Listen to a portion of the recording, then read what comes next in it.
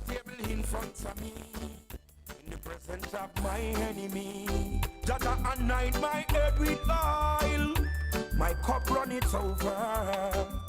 Nothing more the pressure where we bear, how we deal with the struggle out there. Who no corrupted thinking it no fear, who no judgment is dying near. The Most High Jah deliver me through my troubles and trials. He comfort me. The Most High Jah deliver me through my troubles and trials. He comfort me.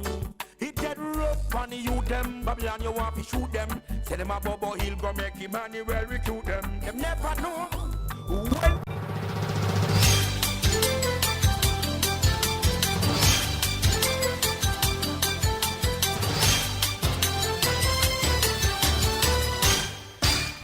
Hello, good morning. Welcome to the news at 6.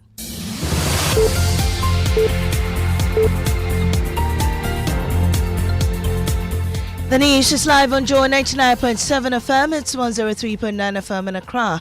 In Kumasi on Love 99.5 and in all 16 regions of Ghana via partner stations. Also live on myjoyonline.com, X Spaces and YouTube. Coming up, Parliament passes controversial public tribunals bill amid a minority walkout in defiance of Labour Union's caution against it.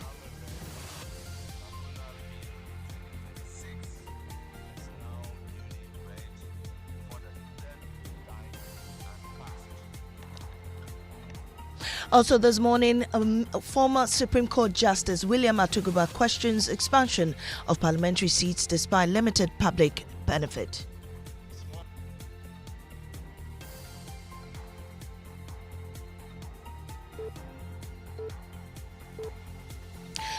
Also, relief for thousands of unemployed graduates as government clears the recruitment of 16,000 nurses and 16,000 teachers.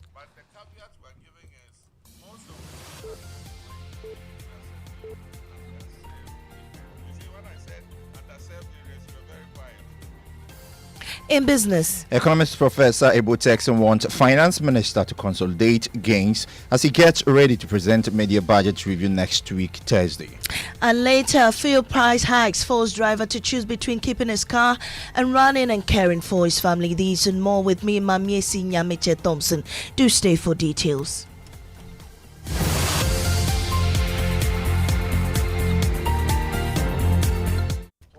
Well, this morning, Parliament has passed the controversial Public Tribunals Bill 2026 at midnight, despite a minority walkout from the process. The bill was passed despite the minority's accusation of defiance leveled against the majority. James Aveji reports.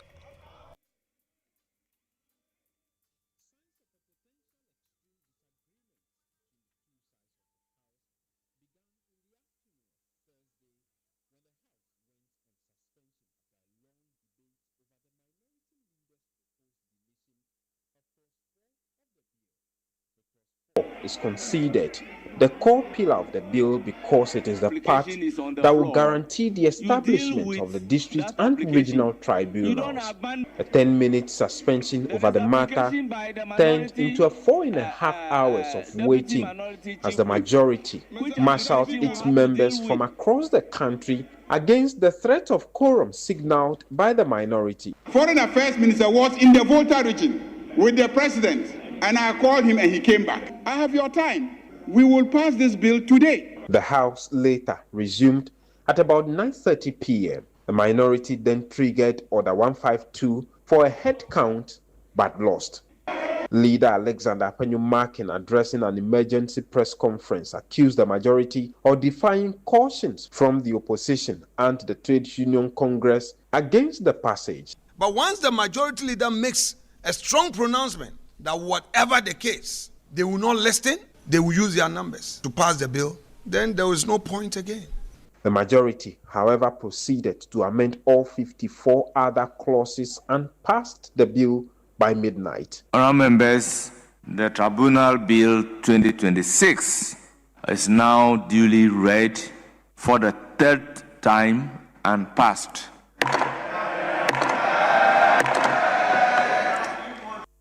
Now, Retired Supreme Court Justice William Atugba has questioned the rationale behind increasing Ghana's parliamentary seats when it does not improve the lives of the people they are meant to serve. Parliament currently has 275 constituencies. Speaking at the Justice D.F. Annan Memorial Lecture in Parliament, Justice Atugba argued that expanding the number of seats only increases the cost to government. I also want to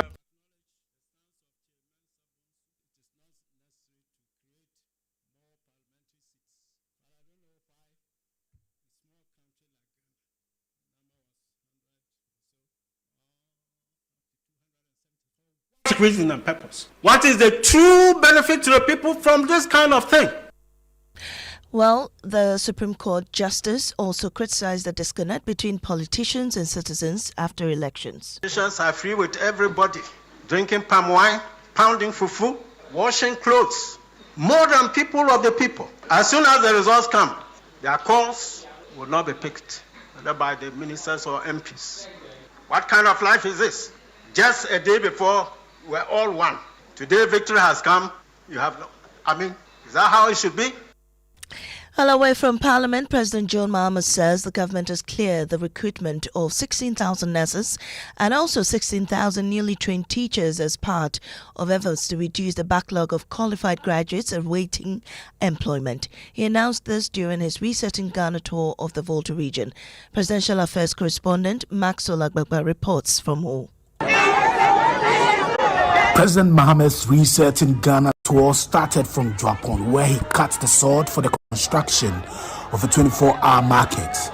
There, he said government has selected a strategic investor to partner in the revitalization of the Volta Star Textiles Limited, popularly known as Japan Textiles, with work expected to begin soon to modernize the factory. During an inspection of 1,500 assembly hall for the Peki College of Education, the president announced approval for the recruitment of at least 16,000 newly trained teachers. And so we've given clearance for the Ministry of Education to start employing at least 16,000 new teachers.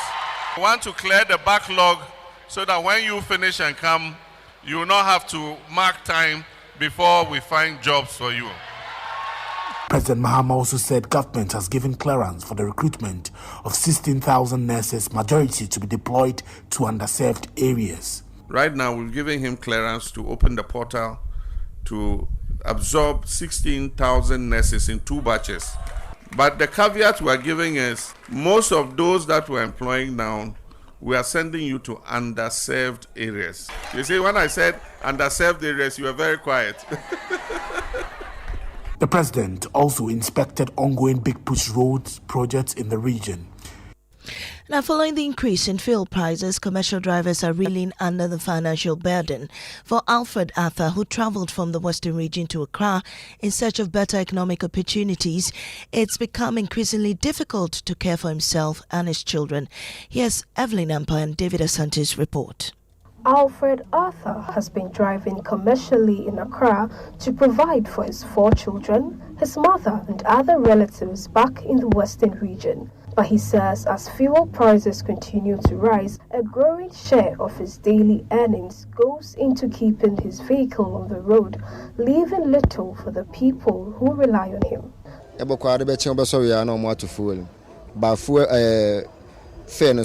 keep increasing the fuel prices, but the transport fares are the same.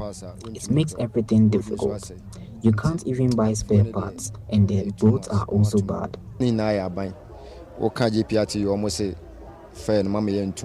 Alfred says he left the Western region for Accra because driving was his best opportunity to support his family. Now, he says the financial pressure has become so severe that even looking at himself has become a challenge. I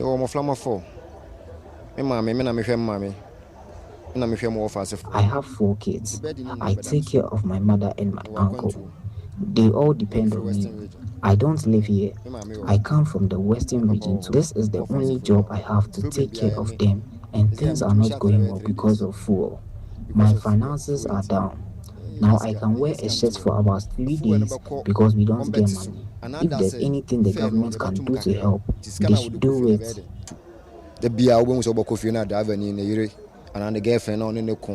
ne yere ana ne boy ne ba no ne ko school fees ontumi ntua.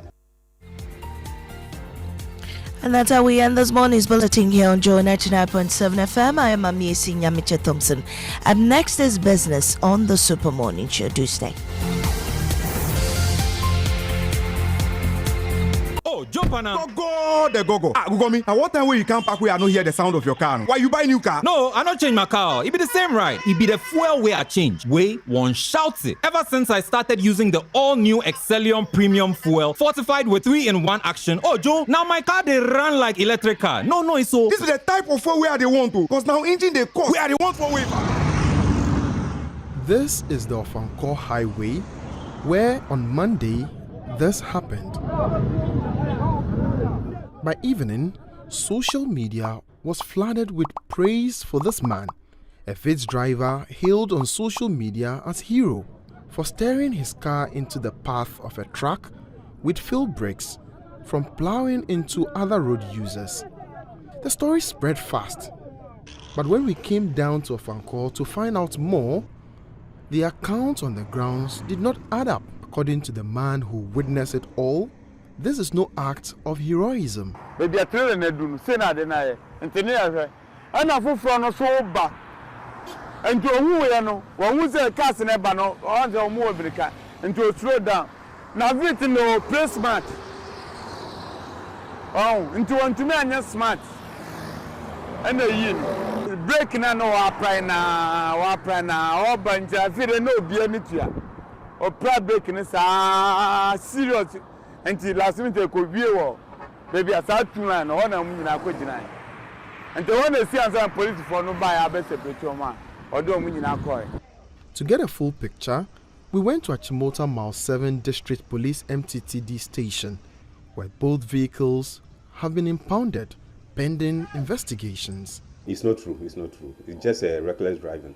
Preliminary investigation shows that the Vitz driver drove recklessly. Yeah, that's the actual thing. It's not that the truck driver feel the brake and the Vitz driver tried to. No, it's not that. We spoke to the truck driver himself. When feel brake.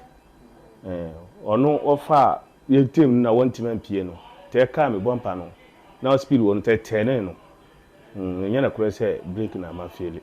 Mekura mom na ma force atwe handbrake say me tie be pai kura na mankum obi a mankum azen bia nsi ti me twe handbrake no original brake so na nyame boy nyina azen bia obi a moja bia ampie.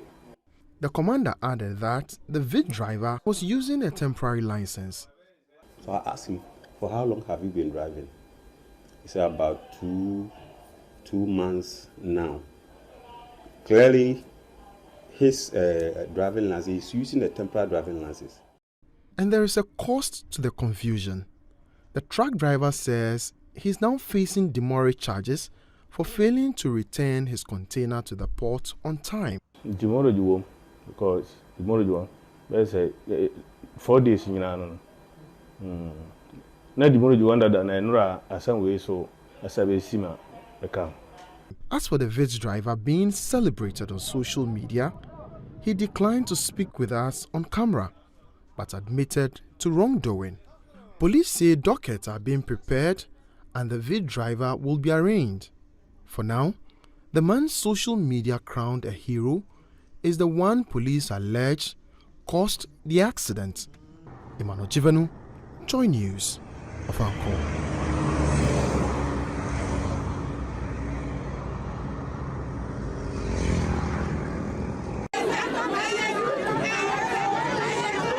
President Mohammed's reset in Ghana tour started from Japon, where he cut the sword for the construction of a 24-hour market.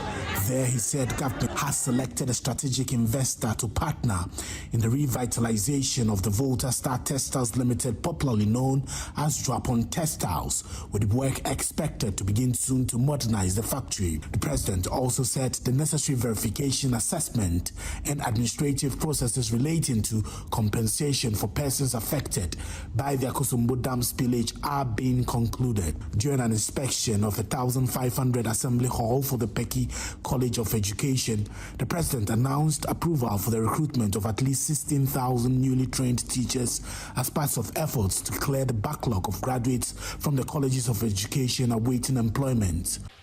I want to congratulate all of you and encourage you to study hard. We're trying to clear the backlog of your seniors who have finished and have not yet been employed. And so we've given clearance for the Ministry of Education to start employing at least 16,000 new teachers. We want to clear the backlog so that when you finish and come, you will not have to mark time before we find jobs for you. President Mahama also said government has given clearance for the recruitment of 16,000 nurses, majority to be deployed to underserved areas. Right now, we're giving him clearance to open the portal to absorb 16,000 nurses in 2 batches. The first batch is 8,000, the second batch is 8,000. So that by the time my daughters and sons who are waiting to complete training camp, there'll be a shorter queue before they are posted. But the caveat we're giving is most of those that we're employing now, we are sending you to underserved areas. And like Florence Nightingale said, she will not. 89.7 FM and the 6 a.m. news brought to us by Absa Bank Ghana Limited. Your story matters, and Total Energies Total, we go the extra mile for you, which means we can bring you the Joy Business Report brought to us by Omni Basic Bank, not just another bank. James. Mistonia. Good morning. How are you doing? Good morning. I'm good. Yourself? Oh, as you can see, God is taking very good care of his children. Definitely. Yeah, so we're doing very, very well. I believe you are, fine this morning. Oh yeah, I'm fine. I'm very much. Yeah, because Fridays are good days. Yeah, but what? Unfortunately, I'm working this weekend. No, you see. Oh, I don't say Fridays are good days because you don't work on Saturday. Okay. I get your point too. Yeah. Friday is a good day for me because I was born on Friday. Oh, okay. Okay. So you're a Kofi. Yeah, so I like the fact that it's Friday, the day that I was born. It is not my birthday, okay? Because I know once you say, oh, today is the day that I was born, before you realize people are sending you plenty messages. No. But this morning, there are lots of issues up for discussion here on the Super Morning Show. Of course, at 9:30, we're bringing you that Joy Business and SMS Thought Leadership on Ghana's poultry demands and how we can become self-sufficient beyond Nkokon Kiti project. So that's something we're going to be talking about from 9:30 a.m. But this morning also we're joined by the Member of Parliament for Efutu and Minority Leader in Parliament, Osahin Alexander Afenyo-Markin. You pronounce what? Afenyo-Markin? Yeah. Okay. Yeah, I think yes. Afenyo-Markin. Afenyo, if you go to Winneba and you hear Afenyo. For those of us who grew up in Ho, we'll probably say Afenyo. Afenyo-Markin. Try it. That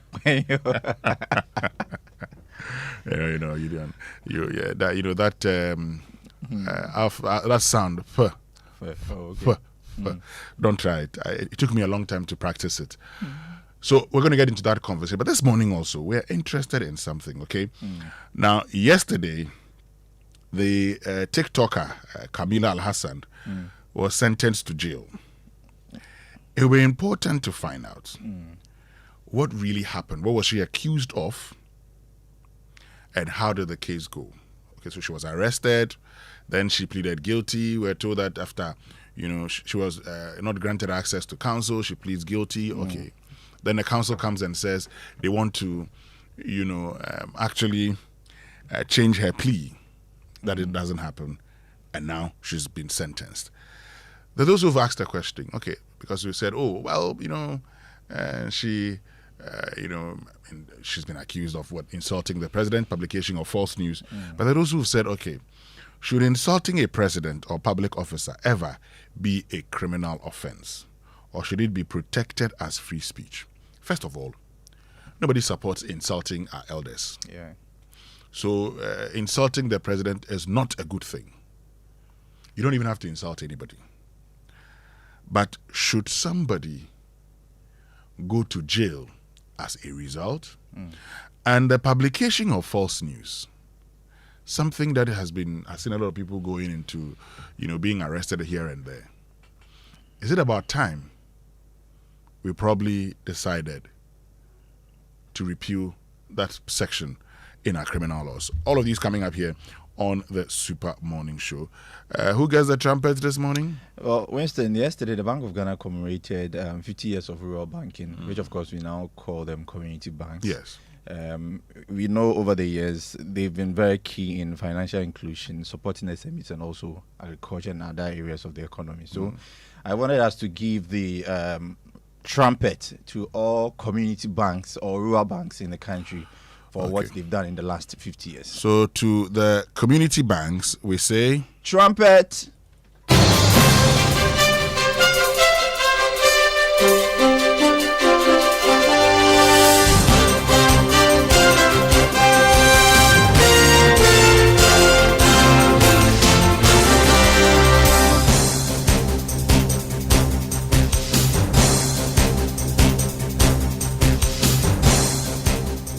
Hi, good morning. Welcome to the Joy Business Report. Coming up in this bulletin, economics professor Texan wants finance minister to consolidate gains as he gets ready to present a media budget review next week, Thursday. And a Joy Business Roundtable discussion on Ghana's poultry industry comes off today on the Super Morning Show at 9:30 a.m. Later in this bulletin, we'll tell you how consumers weigh the convenience of traditional wallet against mobile money. Stay tuned.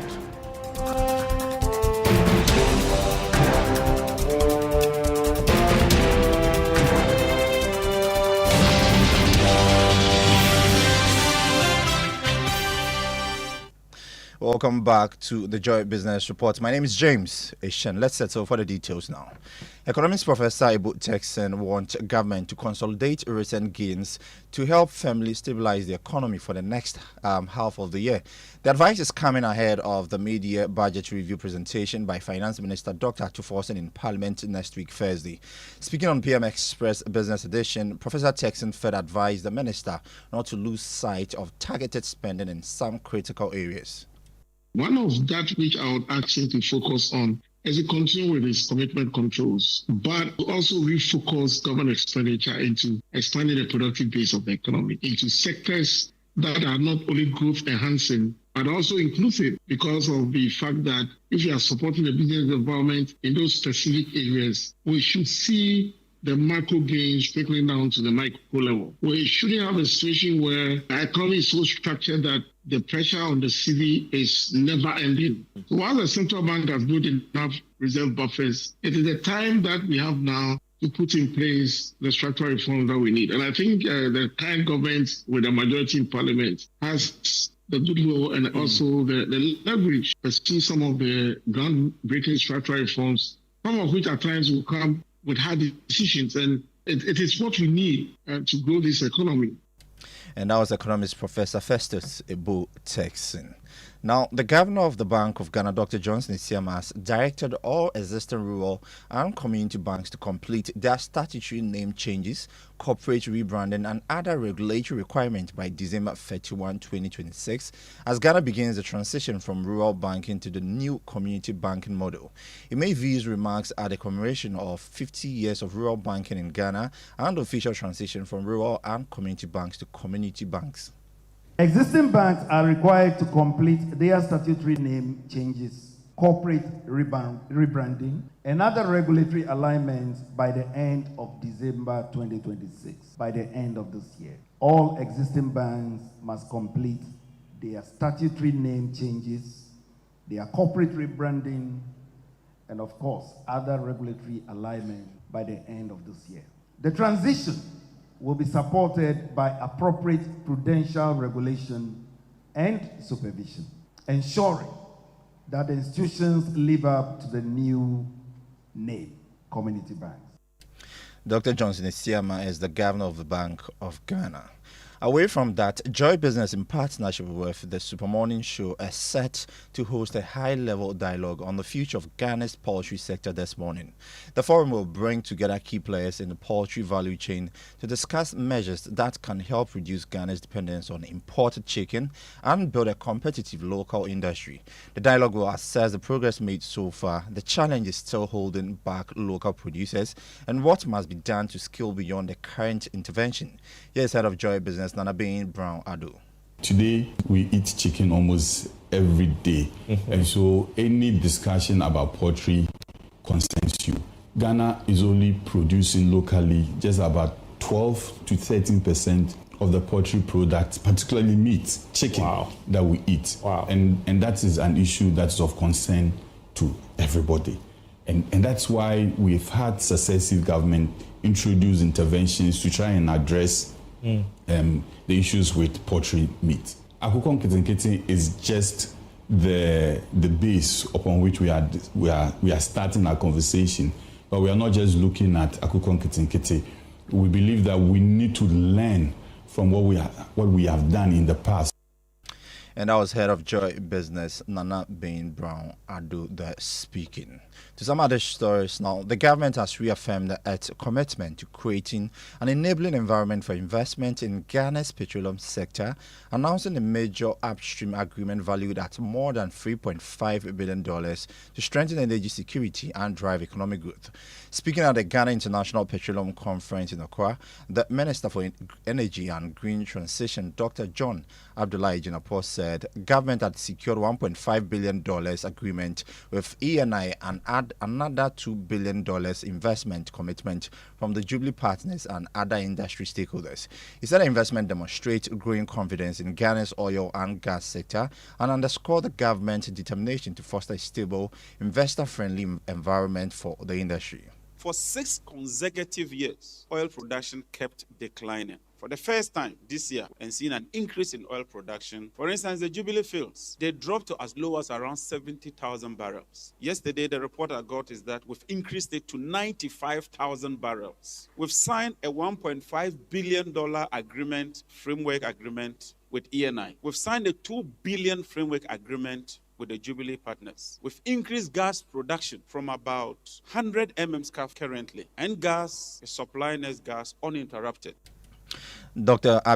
John Abdullahi Jinapor is the Minister for Energy and Green Transition. You're still listening to the Joy Business Report, and in today's Joy Business Journal, Ghana's retail wallet market is experiencing a sharp decline as more consumers turn to mobile money for everyday transactions. As we prepare to host the Digital Economy Forum next week, we engage some traders who are reporting low sales while shoppers remain divided over whether to continue using physical wallet or opt for digital payment options. Rosla Kalistego has more in this report. Speed, roll it. The wallet business is no longer as profitable as it used to be. Mobile money has replaced cash for most buyers. At Circle, a busy market center here in Accra, I engaged Kojo, a trader who told me that while a few customers still purchase wallets to hold cards and small items, overall demand has fallen sharply, especially among women who prefer investing in larger handbags instead of wallets. Before, people was buying wallets plenty, but now because of the mobile money, except people who want to keep their cards, well, their complementary cards, where they like wallets. But apart from them, now wallet business there is not moving like before. Here, men, I used to sell 100 cedis, but women, if you say 100 cedis, you can use buy a cola or ladies bag, so it will cost for the ladies. So wallet, the only men who usually buy. As I window shopped for wallets, I met Edward in his mid-20s. He still prefers using a pocket wallet, explaining that it keeps him organized and offers a reliable backup when mobile money services fail or his phone runs out of power. Others disagree, opting for mobile money wallets because they believe physical wallets are easily misplaced or less secure. For me, I would choose the packet wallet.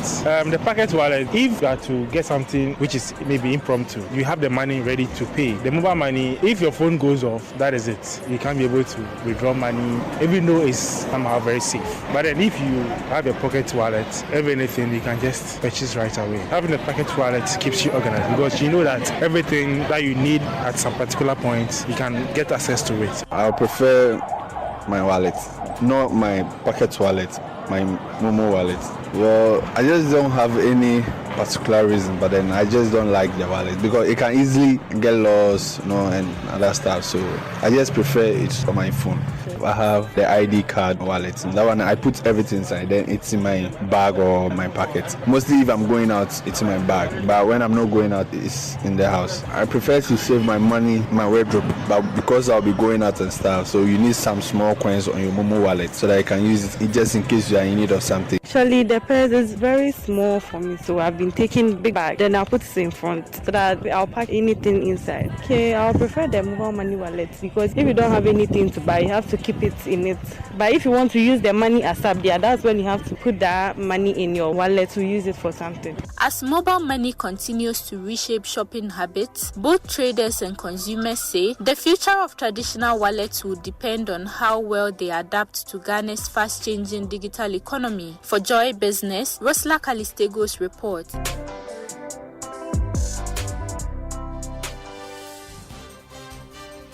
And that was our business journal for today. Let's do some commodities. And crude oil is selling at $84 a barrel this morning. Gold trading at $3,978 an ounce after increasing marginally. Cocoa lost more than $500 to open trading at $5,362 a ton. Let's do some currency news as the dollar this morning is going for 11 cedis, 63 pesos. That's the rate some of the major commercial banks are offering to their clients. The euro is going for 13 cedis, 34 pesos. The British pound, on the other hand, is trading at 15 cedis, 74 pesos. The forex bureaus are also selling the dollar at 12 cedis, 25 pesos. And that's all for the Joy Business Report with me, James Eshen-Winston. Yes, James. Okay, thank you very, very much for joining us this morning with the Joy Business Report, which means we can bring you our inspirational song for today. It's Judah by Dunsin Oyekan. Let's enjoy.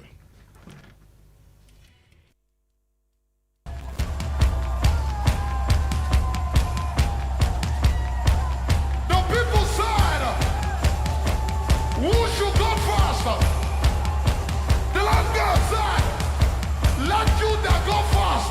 1, 2, everybody say, Judah, Judah, Judah, Judah, Judah, Judah, Judah, Judah.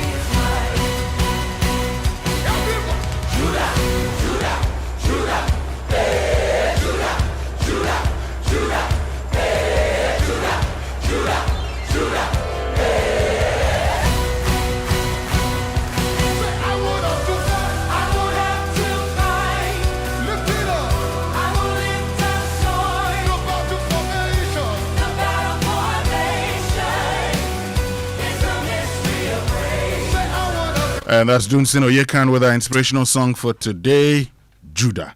And George Riafe joined us for the news review. Good morning, George. El Giorgio. Good morning, Kojo and Kofi Mbwa Inyo. I'm Mizime Kobna. I was born on Tuesday. Oh, okay. Yeah. Okay. Well, it's Friday, and it's always a happy day. We say, thank God it's Friday. Daryl has introduced Friday Eve. That's Thursday's Friday Eve. Yeah. Anyway, our fuel tip for today says never park in front of emergency exits, access gates, hydrants, or firefighting equipment. In an emergency, blocked access can cost valuable seconds and lives. Park with safety in mind. Comac wants every route kept clear. And that's from the Chamber of Oil Marketing Companies, which means we can learn how to say it right this morning. Brought to us by Kingdom Books. At Kingdom, quality and affordability are their hallmarks. And Societe Generale Bank Ghana, the future is you. Something must be done. You say either, I say either. It's Friday, and just before we settle into relaxation mode, let's take a minute to correct this. 2 days ago, I heard someone say that he belonged to the last batch of O-level students. I think he meant batch. This is a common mistake, and it's a pronunciation error. The two words in question are badge and batch. Let's start with badge, B-A-D-G-E, a small emblem, a pin, or a card that is used to identify a person or to mark them as a member of a group. That's a badge. It is usually worn on the person. A batch is a group of things that were either produced, processed, or packaged together. So you can have a batch of bread from the oven.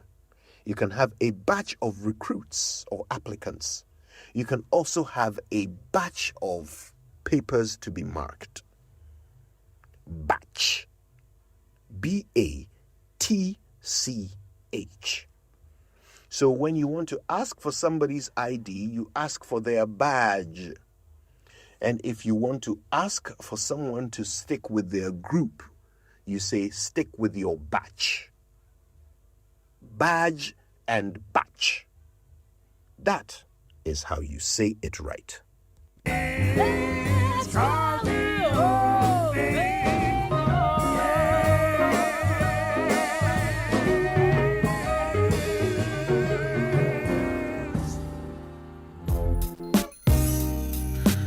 And that's how you say it right. Don't be saying last badge. Don't do that. Honorable members, don't do that. Anyway, let me tell you about Kingdom Books yard sales. So if you're looking to upgrade your workspace or restock your essentials, Kingdom Books has something special just for you. Come through and enjoy unbeatable deals on all your stationery needs, from notebooks, pens, printers to school and office supplies. Whether you're a student, teacher, or business owner, they've got everything to keep you organized and productive. They have big discounts up to 70%, so bring your family, tell a friend, and don't miss out on these amazing offers at Kingdom Books yard sales. Visit Kingdom Books office at Osu from 9 a.m. to 5 p.m. daily. Kingdom Books yard sales. Shop smart, save big. For inquiries, call them on 0501 401 050 or 0244 311 955.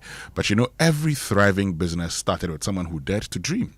At Societe Generale Ghana, we believe those dreams deserve the right support, and that's why from now till September we're helping small and medium enterprises access the financing and banking solutions they need through our SME loans promo. As a trusted partner to many businesses across Ghana, we bring the expertise, experience, and tailored solutions needed to help businesses thrive. So does your business need equipment or machinery to expand your operations? Our finance lease solutions can help. Are you looking for working capital to take advantage of new opportunities? Our Boafo loan is designed to support your business growth. Or perhaps you're waiting for customers to settle invoices. Our factoring and invoice discounting solutions can help you unlock cash tied up in receivables while our business accounts provide the banking support your business needs to succeed. So whatever your business goals, Societe Generale Ghana has the expertise and solutions to help you achieve them. Visit the nearest Societe Generale Ghana branch today or visit societegenerale.com.gh for more information. You can also call 0302 214 314 between now and September to learn more about the SME Loans promo and discover how we can support the next chapter of your business. Societe Generale Ghana, the future is you. Time now to bring in a newspaper review brought to us by Syntex Tanker, your stronger, your tough, Kel Chaco Toothpaste, Happy Smile, and Star, your quality and affordable fuel for all. Let's start with the Daily Guide lead story. Court of Appeal overturns 500,000 Ghana cedis damages against Sami Jemfi. Another headline story here. Protects Junior Capital staff in Nigeria. A group is telling that to John Mahama. And TikToker jailed over Mahama's 32 cows claim. Parliament 7 parties' interests, who says Justice Otuguba, and court strikes out AG's request to halt Hanan's UK travel. These are the lead stories on the front page of the Daily Guide. The Daily Graphic boost for local oil refineries as Tema Oil Refinery receives 1 million barrels Jubilee crude allocation. Cocoa Board settles 162 million cocoa bales arrears, and Accra Kumasi Expressway 11 billion project funds still in BOG account. That's according to the Controller and Accountant General's Department. Group demands government intervention on Jonah Capital attack and modernized chieftaincy cases adjudication, according to the Asante Hene. Back page, football's greatest carnival comes at a crushing price. Okay, the World Cup final is on Sunday. To the Business and Financial Times, lead stories, BOG broadens digital finance oversight, and RUPAC defends temporary raw rubber export ban, dismisses monopoly claims.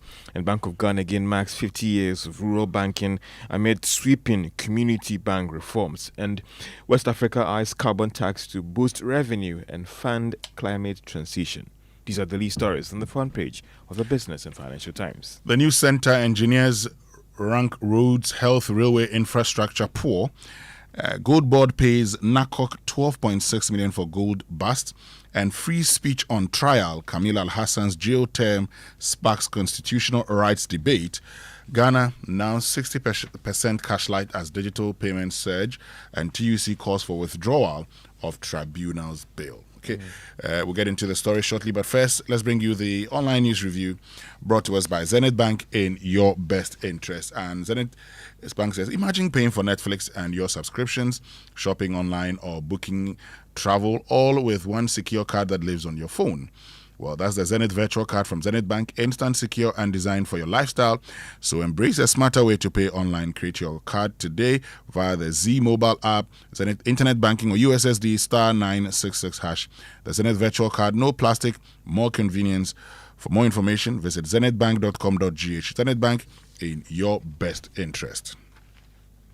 Yes, George. What's on myjoyonline.com? Myjoyonline.com. I think we can first look at the retired Supreme Court Justice William Atuguba first. Questions the rationale behind while a small country like Ghana has created more parliamentary seats, that doesn't translate into improvement in the lives of the people. And he's been speaking, trying to give some fine details of it in terms of and all these things that are in terms of. So let's get some details. That retired Supreme Court Justice William Atuguba has questioned the rationale behind increasing Ghana's parliamentary seats when it doesn't improve the lives of people as they are meant to say. The parliament currently has 275 constituencies now. Speaking at the Justice. 275 76, sorry. Speaking at the Justice D.F. Anna Memorial Lecture in Parliament, Justice Atuguba argued that expanding the number of seats only increases the cost of governance in the country. I also want to acknowledge the stance of Chairman Sabonsu, who said that it is not necessary to create more parliamentary seats. But I don't know why a small country like Ghana, the number was 100 or so, or up to 270. For what reason and purpose? What is the true benefit to the people from this kind of thing? Good question. Yeah. I love Justice Atuguba's, point of view on this issue. you know, representation that is not moving us forward. It is only moving the representatives forward. What's the point of that? What's the point of that? There are MPs who have never said a word in Parliament, never pushed an opinion in Parliament. All they do is vote for their party's position. How do their constituents benefit from their existence? You know, but you know, could you, when I hear these things a lot, okay, but there's also another aspect to that. So, Parliament itself would have to look at how it conducts business, because you've had speakers or deputy speakers consistently say, "Oh, the list in front of me, or the list of speakers." So even to speak on the floor during plenary, the leadership on both sides will present a list. So this person will speak at this point, this person will speak. So after this, you would come in. What they do, okay, as a check on the executive, you expect them that, and that's why they have committees. Unfortunately, many of these committees may not be doing the right thing. Because if they're doing the right things, we probably would have felt it in the country. The whole idea of a parliament is to be a check on the executive. Unfortunately for us, I'm surprised that we passed drafted a constitution that says we should have MPs, okay, act as ministers also. And the excuse was that in the Third Republic, where MPs were not ministers, they rejected a government's budget. That should be if the budget is not good, they should reject it. That's par for the course. But unfortunately, we say that, in 1969, when we went parliamentary system, so the governing party didn't have seats in certain regions. And what it meant was that some of these regions were not going to be represented in the executive as in members, as in ministers.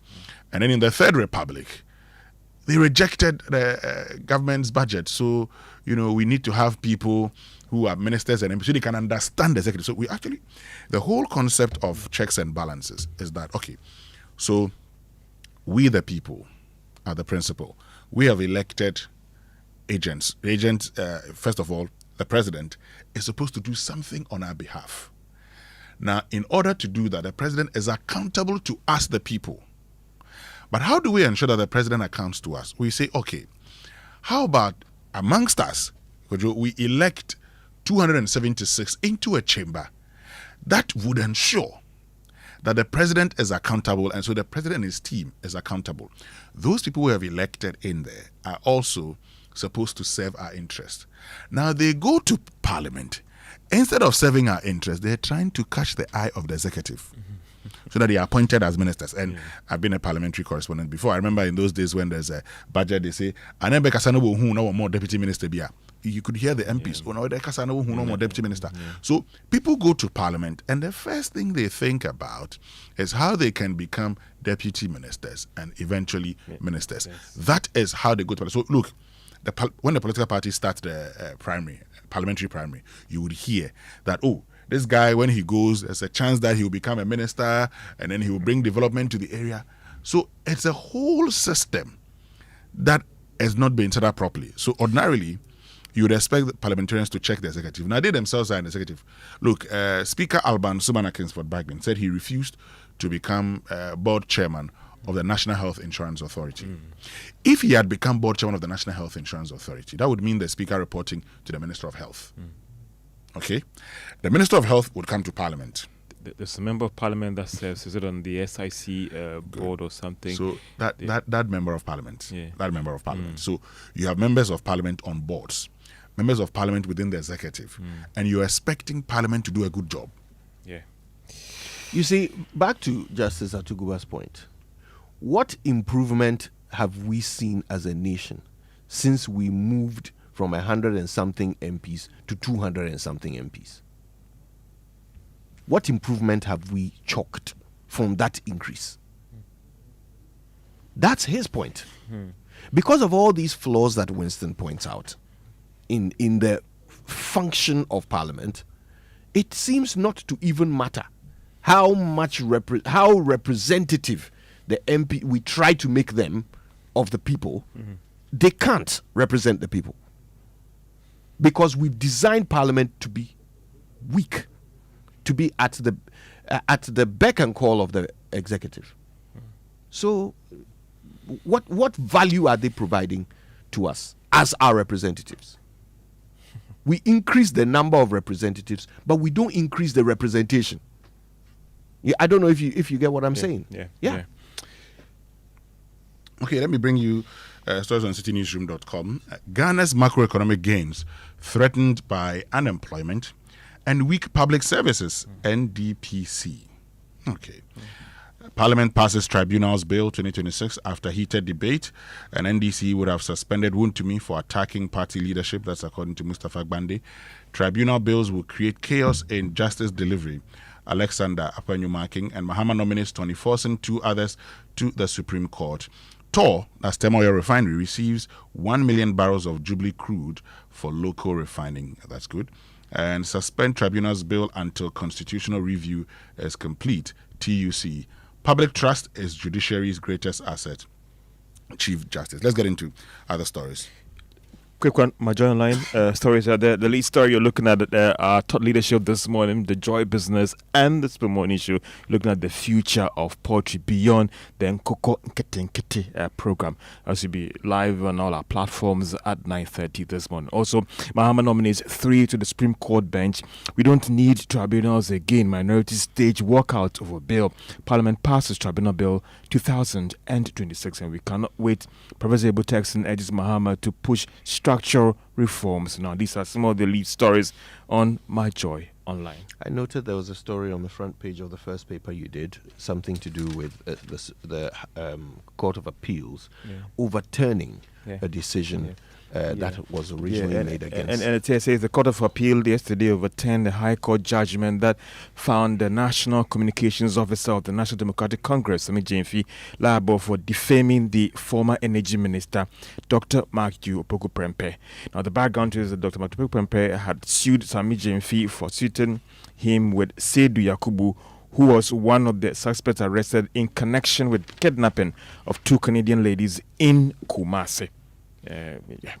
So the court said the decision to reverse the award against Mr. Jemfi, the general damages by the High Court in the case that started in 2019. The court in that decision held that the statement contained in paragraph 14 of Dr. Opoku-Prempeh's statement of claim was not defamatory and had nothing proven to be false or malicious. And that's what the Court of Appeal's argument here in trying to overturn that earlier charge against Sami Jemfi. So at the time that this case was brought by Dr. Matthew Opoku-Prempeh, was Sami Jemfi arrested for false publication? Was he prosecuted and jailed for false publication? I don't think that the court, or going through the story, has been able to establish that the then communications director of the opposition NDC party was arrested for that. Okay. I asked that question because I know he wasn't. And I use that to make a point that, you see, in this country, it's like we have a different set of rules for politicians and a different set for the rest of citizenry. So some woman, in horrible taste, goes on TikTok and says despicable things about the president. I mean, completely unprintable things, claiming all kinds of ritual sacrifices and all of this nonsense. Things she cannot back up with facts, right?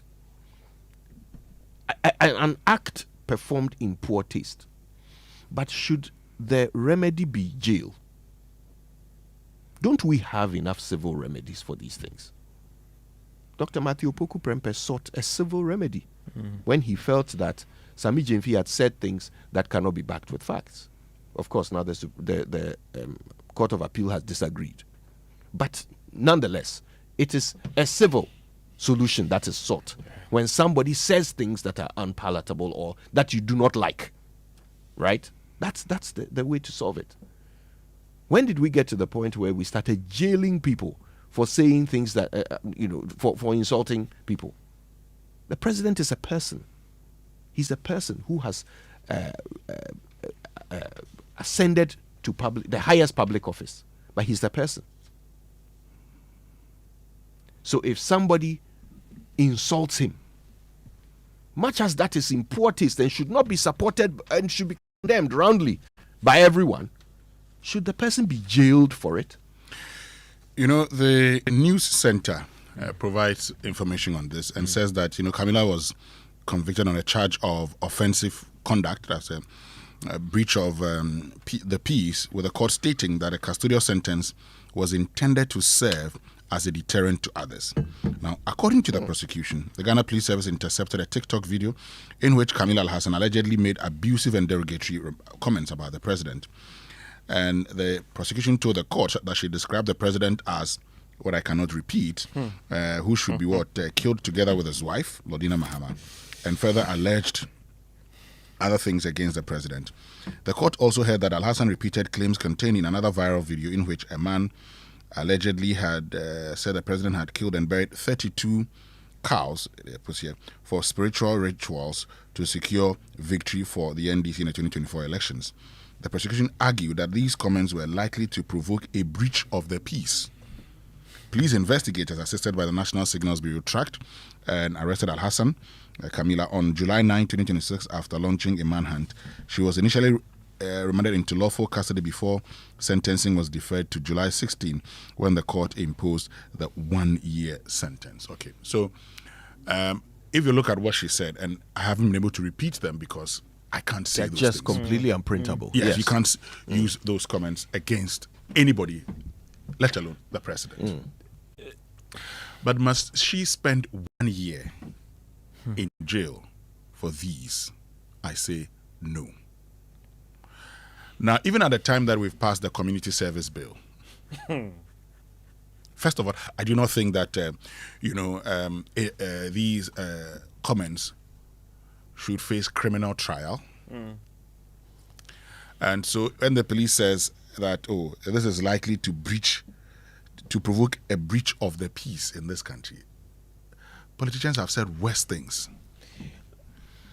Okay, I do not support what she said, but the question is, does this warrant a custodial sentence? And I say no, it doesn't. Did the prosecution also seek to establish the mental state of this lady who made these comments? I mean, with all due respect, because again, in one breath, how do you also try to discourage people from using social media to do certain things that is just accepted? This is why I agree with you, because for a 43-year-old woman to say these things, I'm surprised.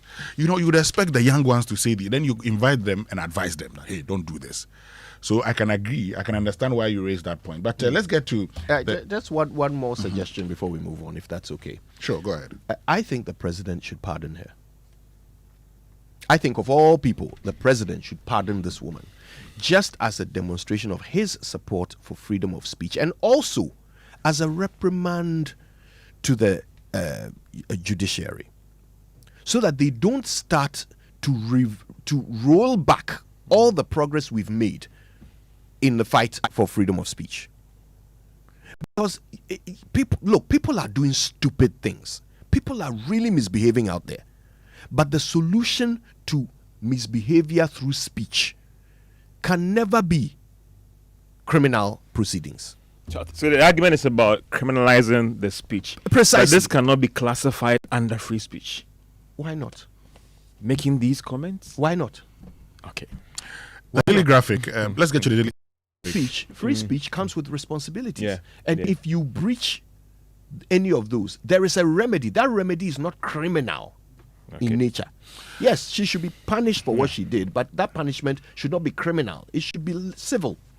The Daily Graphic for today says boost for local oil refineries. They receive 1 million barrels from Jubilee, and government has allocated a 1 million barrel parcel of crude oil from the Jubilee fields for processing by local refineries, marking a major step towards strengthening the country's energy security and expanding domestic refining capacity.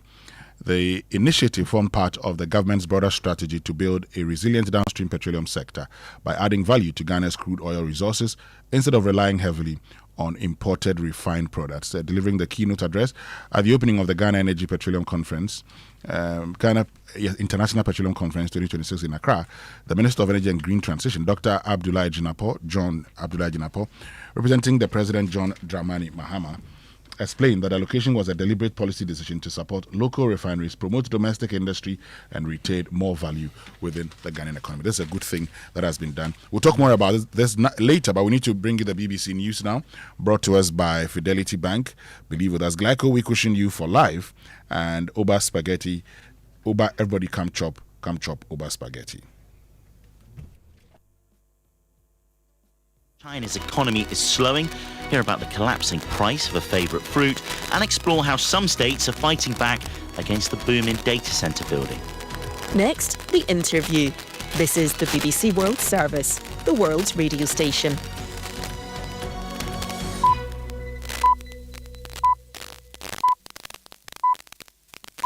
Coming up from the BBC World Service, the interview. Conversations with the people shaping our world. With me, Katie Razzle, the BBC's culture and media editor. For this episode, I speak to Oscar-winning director Christopher Nolan, whose credits include the Dark Knight trilogy, Inception and Oppenheimer. His latest blockbuster, The Odyssey, an adaptation of Homer's epic ancient Greek story, stars many Hollywood A-listers, including Matt Damon, Anne Hathaway and Zendaya. I don't think about actors when I'm writing.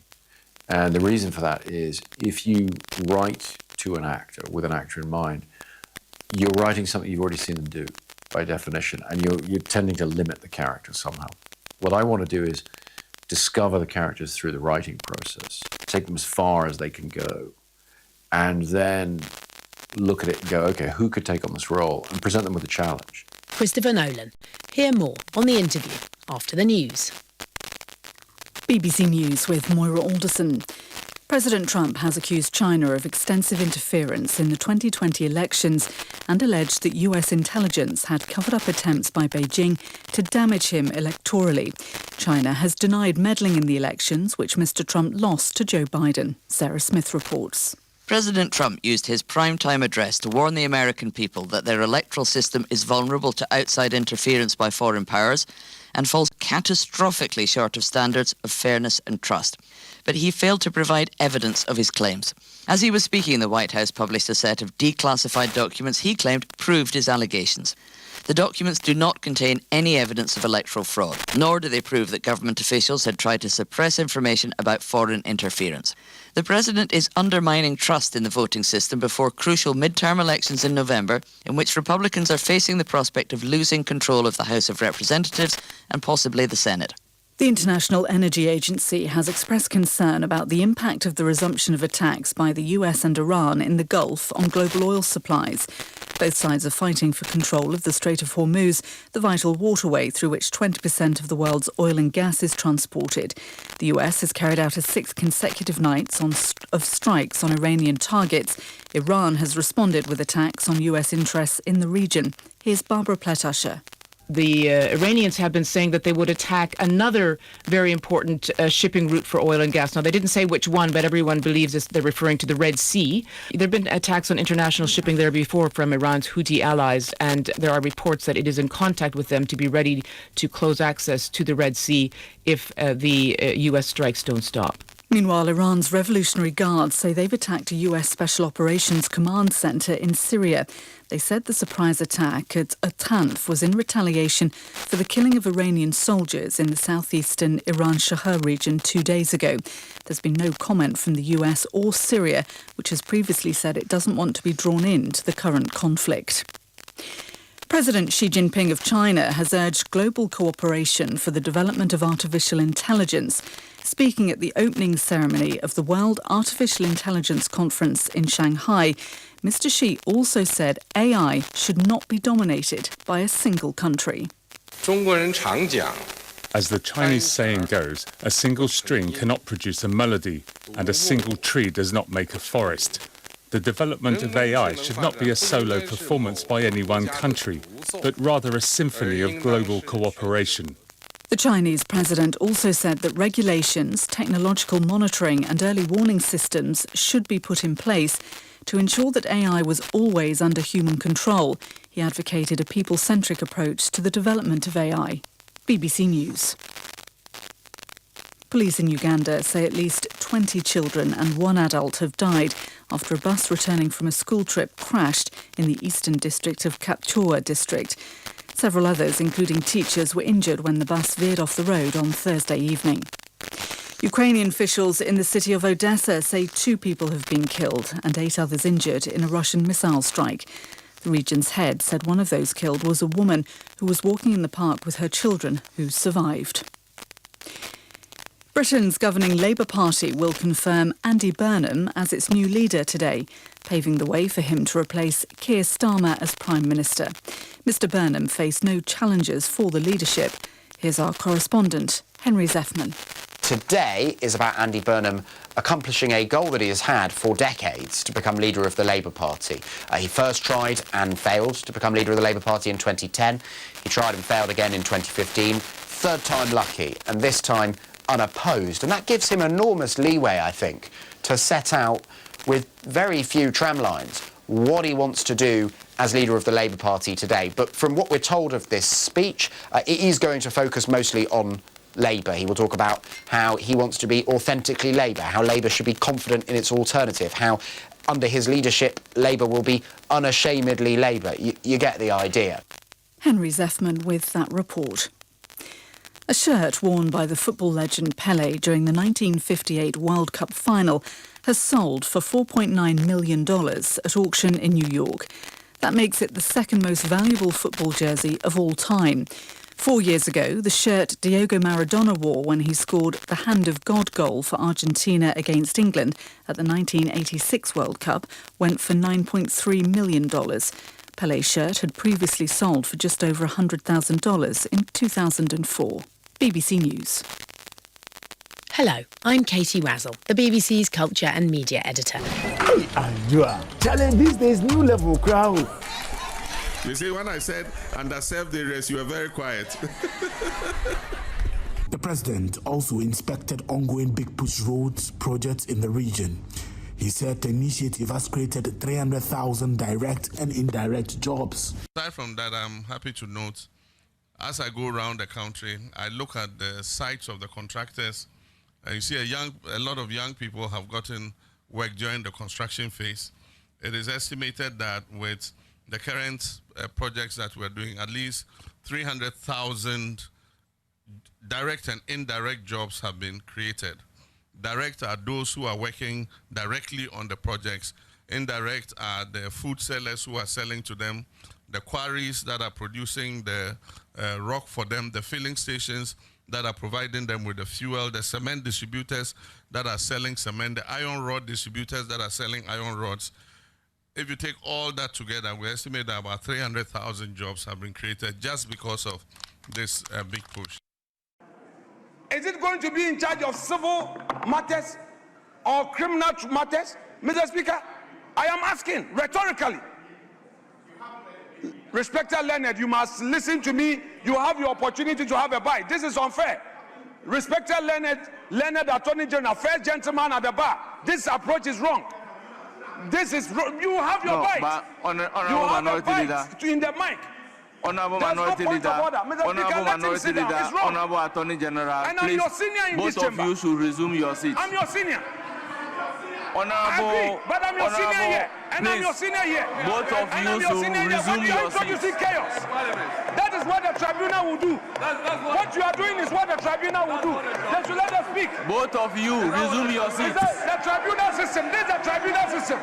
This is the tribunal Honorable system. Minority Leader, Attorney General, both of you should resume your seats. Tribunal system of justice. Tribunal system of justice. That's what you are practicing.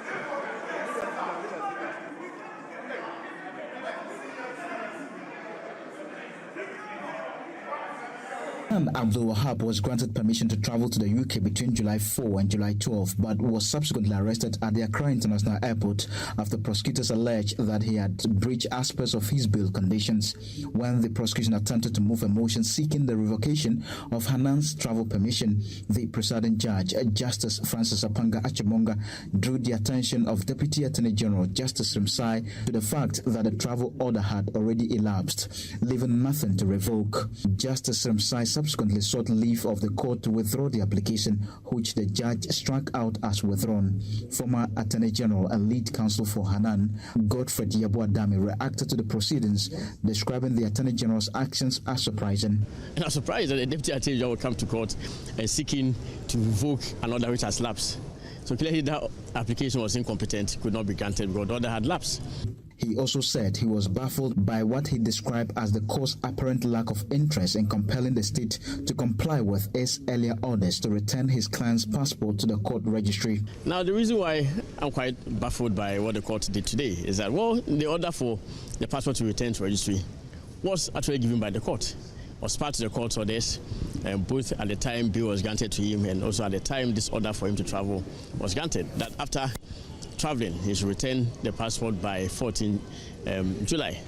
And that has not been done because Yoku arrested him and is keeping the passport. So if the court is not interested in ensuring a compliance with this order for the passport to return to the court registry, I do not mind. We will not make any application at all to the court for any passport to release. Godfred Yeboah-Dame further stated that his client's money remains in the possession of the Economic and Organized Crime Office and that he would pursue the appropriate legal remedies to secure its release. You cannot arrest a person and seize money which is on him. They've seized his money. I don't know whether they've spent the money, Yoko has spent the money or not. I mean, the money that was not taken out of the account that they claim was frozen. Clearly, the account that was frozen was not assessed because there was no check written by Hanan to withdraw any money. He borrowed money for his travel, about £7,000, and they've seized it. And they seized it and it's with Yoko, the executive director.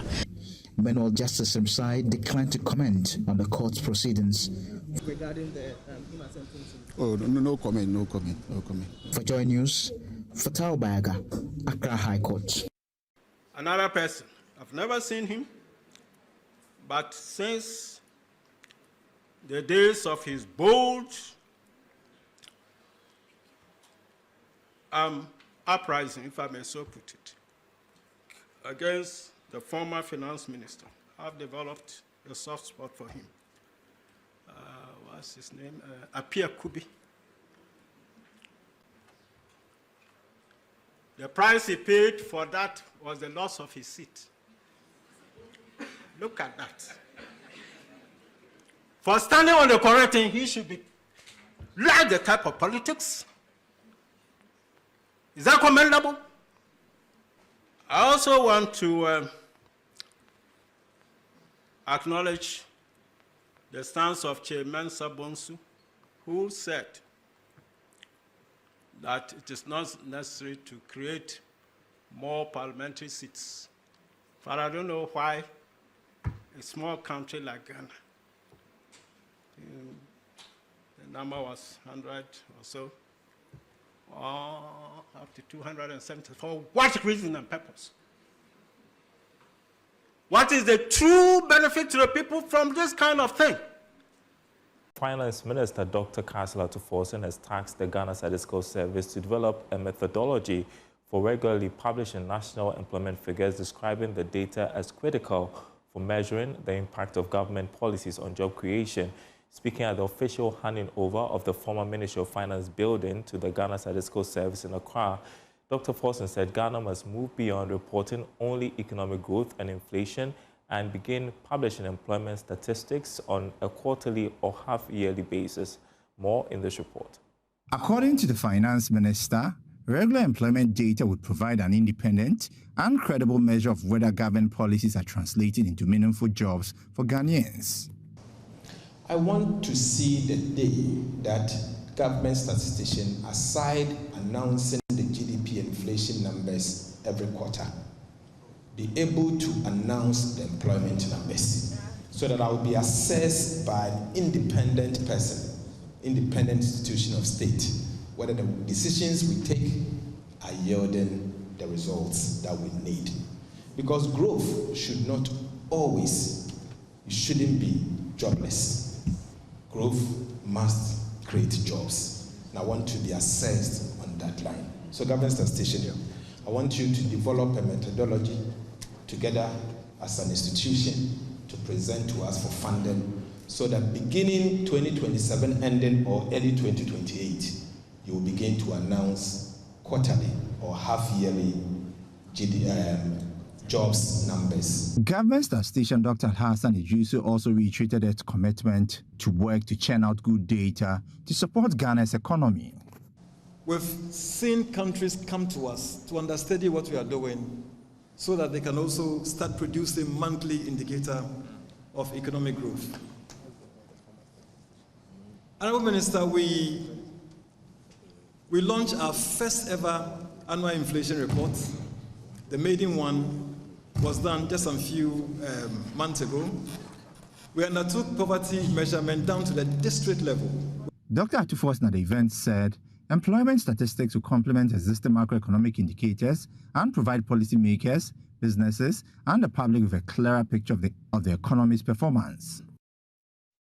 Government has selected a strategic investor to partner in the revitalization of the Volta Star Textiles Limited, with work expected to begin soon to modernize the factory. Speaking during his research and Ghana tour of the Volta region, President Mahama disclosed that the selected investor will soon visit the factory with a transaction advisor to begin designing the modernization of the facility. He said reviving Volta Star Textiles will create sustainable jobs in the drop-on area and strengthen Ghana's textile value chain. Volta Star Textiles Limited is one of Ghana's oldest state-owned textiles companies located in drop-on in the Volta region. The factory was established in 1967 under Ghana's industrialization drive during the era of President Kwame Nkrumah. Years later, it experienced a decline. Production gradually slowed and the factory eventually ceased operations, leaving many workers unemployed. And international markets. No discussion about Japan can be complete without recognizing the historic contribution of the Volta Star Textile Limited.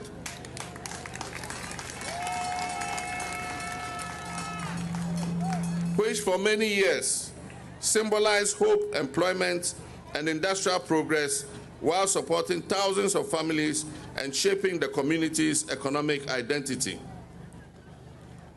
Government is determined to restore the legacy of the Volta Star Textiles Limited.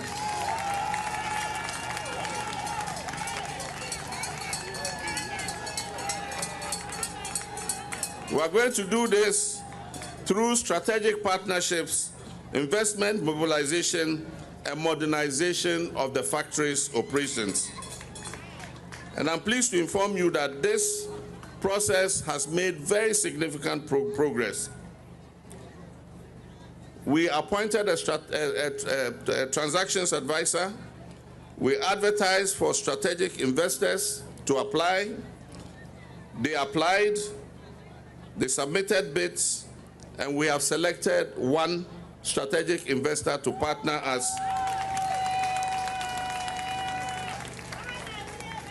to revitalize the factory. And I wish to inform Togbi Omamao and the workers of Volta Star Textiles Limited that very soon the transaction advisor is bringing the strategic investor to visit the factory and start the design for modernizing the factory.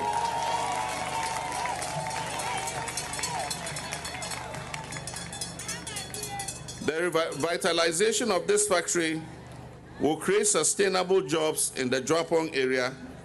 It will strengthen Ghana's textile value chain, and it will reposition Drapong as a vibrant industrial hub, complementing our broader investments in agriculture, commerce, and infrastructure. And one of the things somebody asked was where we're going to get the cotton to spin.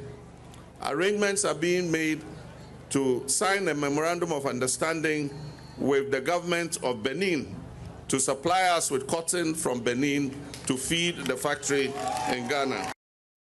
The president also says the necessary verification, assessment and administrative processes relating to compensation for persons affected by the Ekosombo Dam spillage are being concluded. The resilience of the people of this region has been tested in recent years.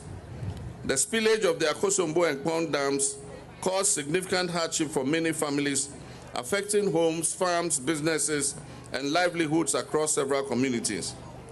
Government has remained fully engaged in addressing the aftermath of that unfortunate event.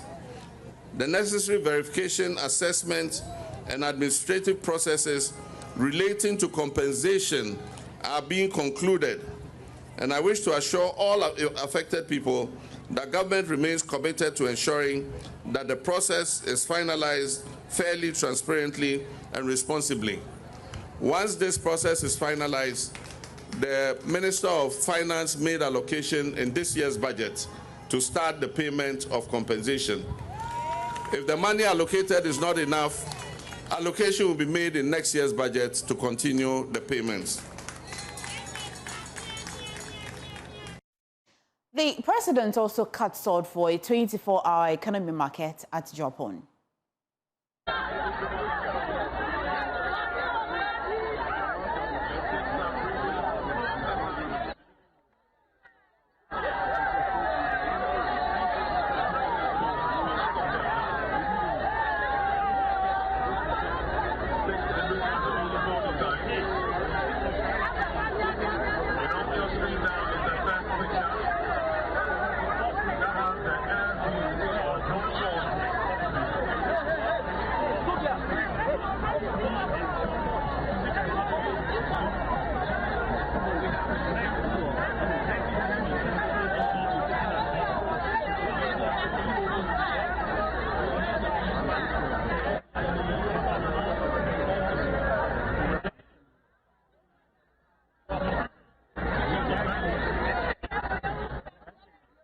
And I'm looking at, Uncle Seth, I'm looking at a situation about the state, let's zoom down to the macro even before we talk about the external environment.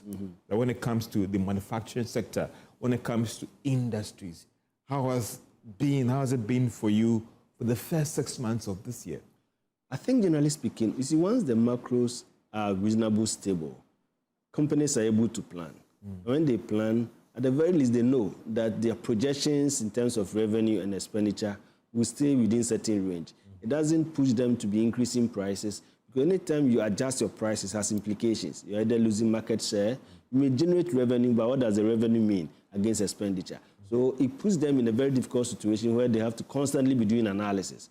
So when you have stability, it helps a lot. And I think this is what we are experiencing. And I'm supporting this point by the AGI Business Barometer, which we do on quarterly basis. The first 2 quarters we've done, we've seen, at least for the past 3 quarters, if you add last quarter of last year, we see the confidence level going up. It's reasonably stable, and it goes beyond what we call the baseline. The baseline is 100. Any point above the 100 is a good point. So we are seeing, significant rise in the confidence level, meaning that people are confident and are okay with the macroeconomic environment. As to whether that would transform their businesses, that's another discussion. But generally speaking, I think the first half year, stability has been achieved, and I think people are happy with it. So I consider for manufacturing space, for industry, when it comes to your current situation, things have been fairly stable and good for industries. I would say so. Fairly stable, fairly stable. Of course, you can't have a homogeneous situation, because there are some few industries that the stability brought some challenges to them. So, for example, when you have, especially when we started seeing the appreciation of the cedi at some point, it meant that imports were becoming cheaper. So, certain segment of the business community, especially the beverage industries, who has competition within the West Coast, producing similar brands. Once exchange rate was stable and the cedi was actually even gaining weight, at some point it was making the influx more cheaper. So we saw a lot of influx competing seriously with them. Uncle Joe, first 6 months of the year, would I say that when it comes to... or do I say Kung Fu Kojo Anochi Yangson? Jehoshaphat. Oh, well, the Jehoshaphat, today we've dropped it. Anyway. Are you not the one witness I brought in? When your classmate at university, you are now calling me calls you Jehoshaphat. Well. What evidence do we right need? Right now, we are with them. But this morning, we have a thought leadership, Joy Business and the Super Morning Show on Ghana's poultry needs and whether Nkokon Kitinkiti can help us. Yes. So the once we are talking about poultry, it's a topic that concerns everybody. Everybody eats chicken almost every day, unlike the past. And we're all aware that previous government have attempted to introduce interventions that would make Ghana sufficient in poultry production. It's unthinkable that as a country we are only producing 12 to 13% of what we need when it comes to poultry meat. And so the current government is doing something through the Nkukon Kitten initiative. We want to assess how the program is doing, but most importantly, we are looking at what lessons have we learned from the past that will shape what we are doing now. The government has also announced the next phase. That's why we believe that we need to have this conversation. And I think it's a conversation that everybody must listen to because we all eat akoko. So that's at 9:30 exactly on Joy News and Joy FM. Yes. Right. Okay. Thank you very much, Nana Benyin. You know, the bit about Nkokon Kitinkiti is such that we must ensure, first of all, that, you know, Ghanaians also develop the taste. But I thought that Ghanaians would always say they prefer Efiakoko to, Akoko Fus. I actually discovered that the original design of the project was that they would start phase 1 by giving the foreign ones to poultry farmers. They were supposed to take 1-2 million birds and see what impact they could make on the local market with that, using their inbuilt capacity and all of that. And once that became viable and it started to become a replicating thing, then they would bring in the families and households with the Ifiakoko, the sasu, right? So that those who could manage them would do so. Those who couldn't, even if you end up eating it, it's only helping to boost the local taste, right? The taste for local akoko anyway. You know, Kojo, we say this thing all the time, but I just make this point because the conversation comes off at 9:30. Poultry feed, mostly wheat bran, maize. You have soya. Yeah. Now, if we had actually done this well and giving them to existing poultry farmers, what would happen is that give it to them, give them feed as part of the first phase. Now, when they generate more money, they have no choice but to do what? Restock. The moment they restock, they also would have to buy feed. Now, they would have realized, see, because you gave that money to them, like you give them, birds, you give them feed, they would have generated loads of profits and will now begin to go into more production. As they go into more production, they can also begin to grow maize, soya, and all that is needed. Over time, what you would have done is to even boost Ghana's maize production, soya production, and other productions. So this was, a scheme that could have been used to change a lot of things. Oh, yes.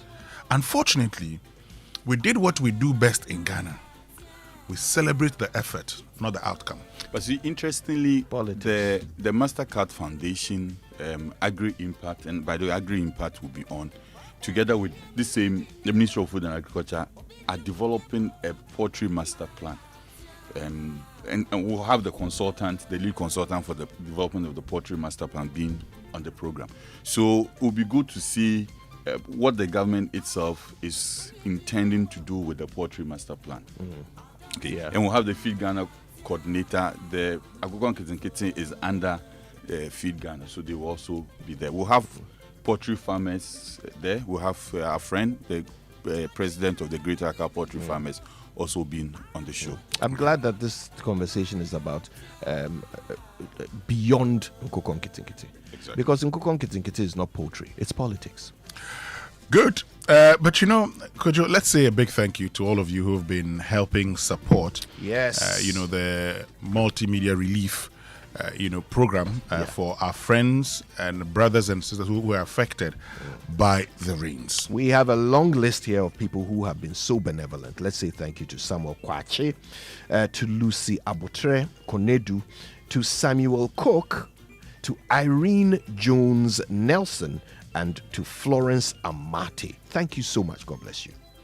Also, let's say a big thank you to Mr. Amos Ehun, Mary John, Daniel Ayer, Jacob Kate Taylor, and Joseph Costi Mate, and then Frederica Note, as well as Mary Dankwa and Fatih Sedu. Yes. And let's not forget MTN, who, responding to our call, is putting in over 2.5 million to support these flood victims. Sure. But also this morning we'll be joined by Minority Leader and Member of Parliament for Efutu, Osahin Alexander Afenyo-Markin here on the Super Morning Show. He's been against the tribunal bill, which was passed last night. He'll be telling us why he's against that. And also, he's had lots to say about what he terms as intimidation of members of the NPP, as well as have a stake on government's priority projects, all on the Super Morning Show this morning. Koji Youngson, say after me, my salary deserves better. My salary deserves better. So switch to Fidelity Bank today and enjoy amazing benefits, lower interest rates, higher loan amounts, personalized financial support, and a smile that lasts. It's time to switch and smile wider with Fidelity Bank. To learn more, call them on 0800 003355 or visit fidelitybank.com.gh or contact them on social media at Fidelity Bank GH. Fidelity Bank, believe with us. But if you're planning a trip abroad, don't wait until you're stranded in a foreign country. Get covered with Glyco Travel Insurance before you fly. Get from medical emergencies and flight delays to lost luggage. Glyco has you covered every step of the way. So visit any Glyco Live branch or call 0555 305 547. Travel smart, travel protected. Glyco, we cushion you for life. And Franco is your leading mobile phone, accessories, and electronic retail outlet. You can get Nokia, Samsung, iPhones, smart TVs, Franco air conditioners, and more from Franco Trading Enterprise. You also get all other mobile phone brands and accessories from all their shops nationwide at up to 40% discount on the digital platforms. Okay, so call the official numbers on 0246 422338 or 0555 939 or 0302 225651 or download the new Franco Trading app, Franco, on the Google Play Store, or you can visit their website, francotrading.com. Franco Trading, still phone papa fee. The Board of Directors of Total Energies Marketing Ghana PLC announces that shareholders approved a final dividend of 2 cedis of 2.3375 cedis per share for the financial year ending 31st December 2025 during the company's 50th annual general meeting held on the 25th of June 2026. The dividend will be paid on or before Monday, the 24th of August 2026, to only shareholders whose names appear on the register of members as at the close of business on Friday, that's today, July 17, 2026. The closure of registered notice hereby giving that the register of members will be closed from Monday, the 20th of July to Friday, 24th July, and shareholders are advised to visit the nearest UMB branch or UMB registrars at Senate Emporium, Airport City, with their Ghana card to update their payment records to facilitate a prompt receipt of dividend payments. For further information, please contact UMB registrars on 0302 633 988. The board thanks all shareholders for their continued support. But with the rains we're experiencing lately, and getting to bus stations can be stressful, Flooded roads, long queues, and the uncertainty of travel can make an already difficult journey even harder. But with the Oya bus ride, you can book your trip from your phone, choose your preferred seat, select your pickup location, track your journey, and even monitor driver behavior for added peace of mind. No station stress, no unnecessary hassle, just convenient travel design around you. And the pilot route operates between Accra and Kumasi. And with the Oya app, you can choose the route that works best for you. Download the Oya Bus Ride app today on Google Play Store or App Store and discover why your journey should begin on your phone. Oya Bus Ride, no giddy giddy. Oya, let's go. So from now till the end of October 2026, Bank of Africa is offering short-term loans at very slim rates to salaried workers. Now, they understand you have urgent needs to sort out, and that's why they give you that quick turnaround time. So whether it's school fees, car maintenance, or that much needed, family vacation, Bank of Africa will sort you out fast. Visit the nearest branch or chat Fafa at boaghana.com to sign up. You may also WhatsApp them on 0244-338-2226 for inquiries. Sometimes all you need is a quick fix. Bank of Africa, strong as a group, as close as a partner. And you know your security starts with you. If you don't share it, they can't have it. Shine your eyes. This is a fraud alert by Bank of Africa in partnership with the Ghana Association of Banks. But I want you to give your business the competitive edge that it deserves at the Dawa Industrial Zone, okay? That's a world-class industrial park spread across over 2,000 acres of prime industrial land. Position your business for success in one of West Africa's fastest-growing industrial hubs. Call 0552-040000 today or visit diz-ghana.com. Dawa Industrial Zone, where industry thrives. And I want you to go out there and check your water tanks. If they don't have the tortoise on it, then you know it's not the correct tank, because the tortoise tank, Syntex tank, is a champion of water tanks, strong, durable, and built to handle a Ghanaian weather. So rain or shine, Syntex tank has your back.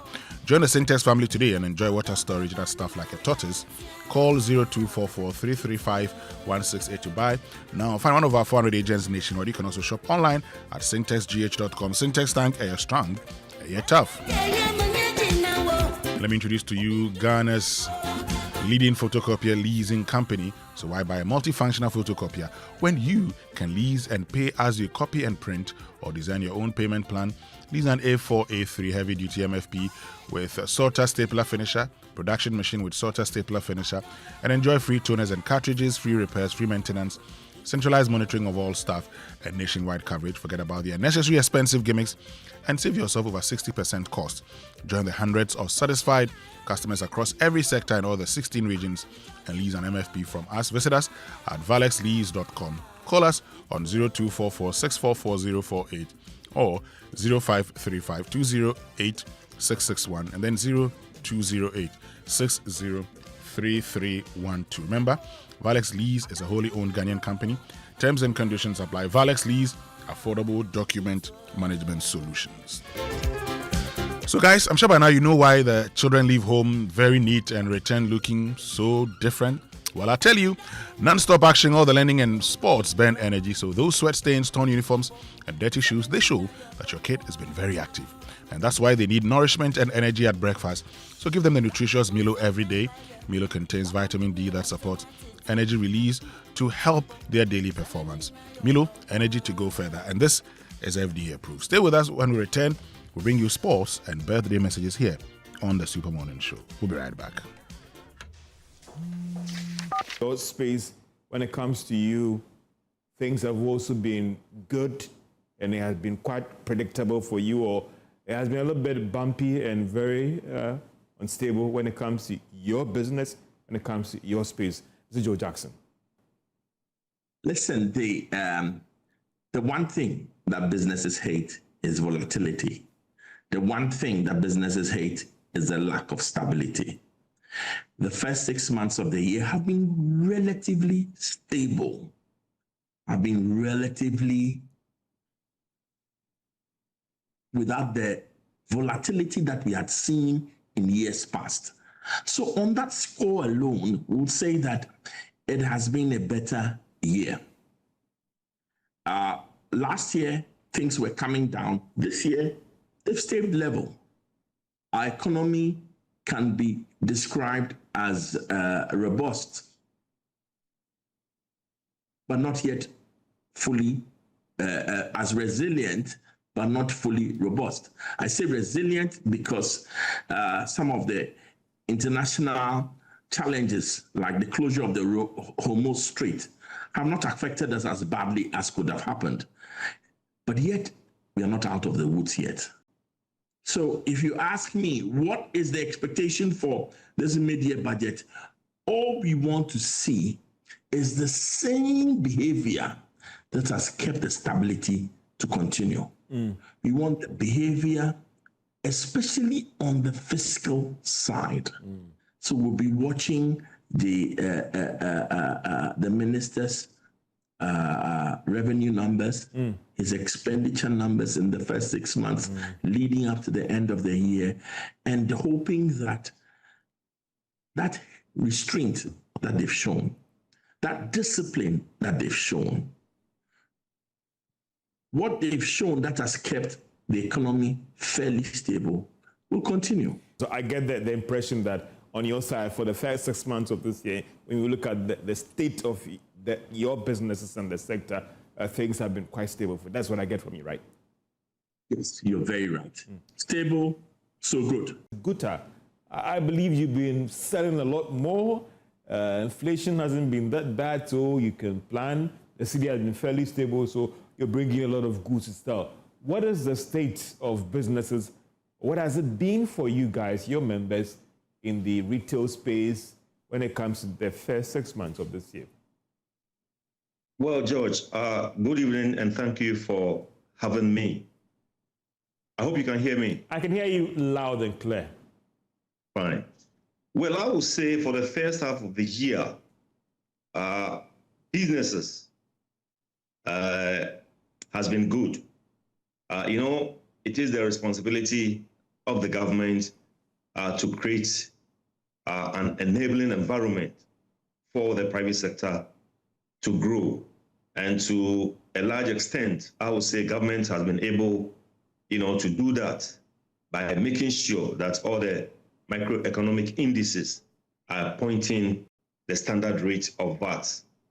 We think government should still look at the flat rate that the informal sector were paying. We were paying something around 4%. And because of the new VAT law that we have, that flat rate, has been abolished. But we are telling government that that flat rate must still be considered. And then we even suggested... And everywhere you go. And Bank of Africa, BOA Pay from Bank of Africa offers a hassle-free solution for fee collection and other payments. Call us or chat Fafa at boaghana.com for details. Bank of Africa, strong as a group, as close as a partner. And Franco Trading Enterprise, still phone Papa Perfie. Now let's see whose birthday it is today. This one says, happy birthday to Her Excellency Professor Margaret Ivy Amoakohene, former member of the Council of State and former High Commissioner to Canada and lecturer at the University of Ghana School of Information and Communication Studies. From all your children home and abroad who say they love you, happy birthday to Sheila Della Assem of Kweyman MAJHS. It's my prayer that this year brings you good health and long life with plenty money. From your sister Loretta Usabute of Republic Bank. Okay. I think that's it, which means we can get into the Sports Center. And it's proudly brought to us by MTN. Switch to MTN's eSIM. Download my MTN app to go seamless today. Standard Chartered Bank, here for good. DSTV, the biggest football tournament is here. And DSTV is giving you front row seats to all the action live. It's the FIFA World Cup 2026. And it's that time when everything can wait. Even sleep can wait. DSTV, your home of entertainment and Hisense everyday prices for everyday people, okay? But MTN just brought the prices down and the speeds up on the MTN fiber for home, and your whole household is about to feel it. Movie nights that don't buffer, school assignments that get submitted on time, work calls that don't drop, and your side hustle running smoothly in the background. 3 unlimited speed tiers, one amazing network.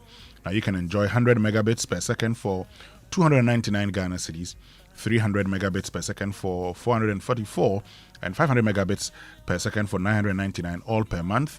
Pick what fits your home. No data caps, no slowdowns, just fiber built for real life.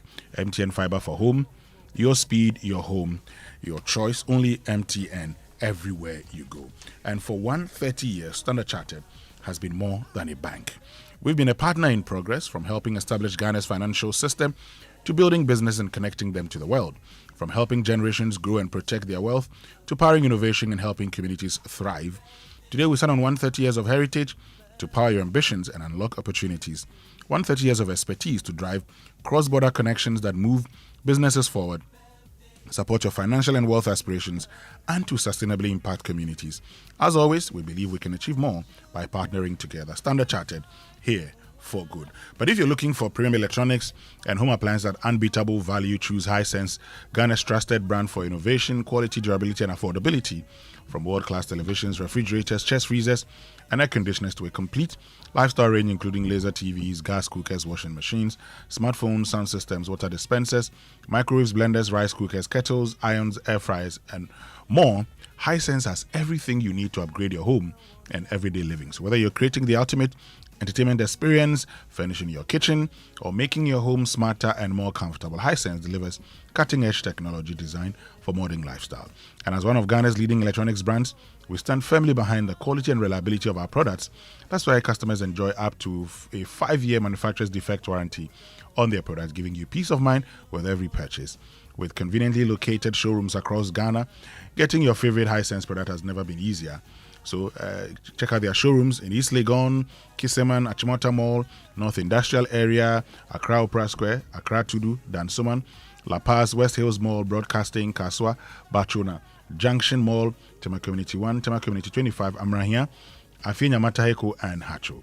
Hisense, best for quality, best for durability, best for energy efficiency, best for affordability, best for style, best for technology. Call them today on 0302 55 0000 or visit hisense.com.gh for inquiries and more information. Follow Hisense Ghana on Facebook, Instagram, and X, and YouTube for the latest promotions, products, launches, and exciting offers.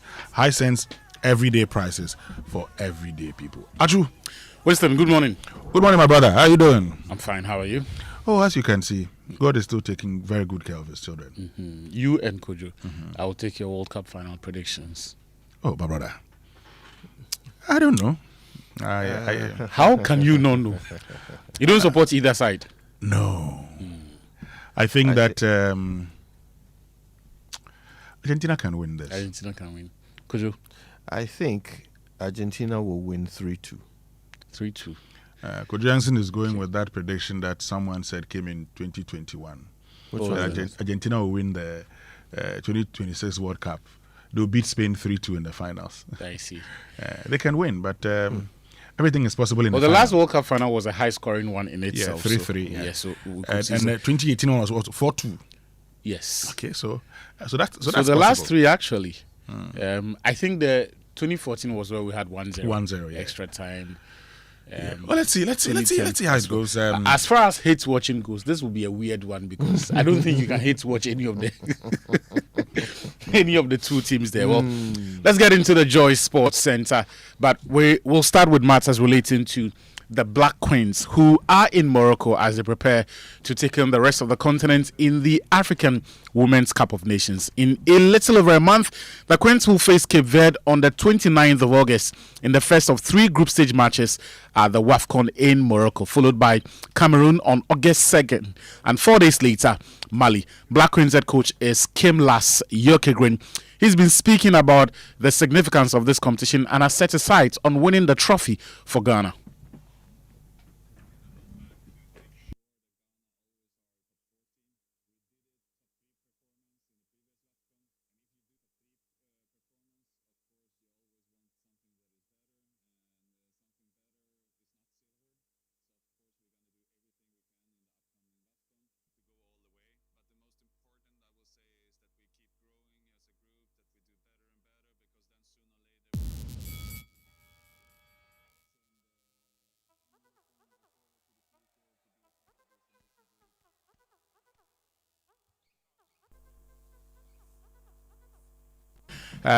That's Black Queens head coach Afenyo-Markin speaking there about the ambition he has set for the team and the need for continuous progress.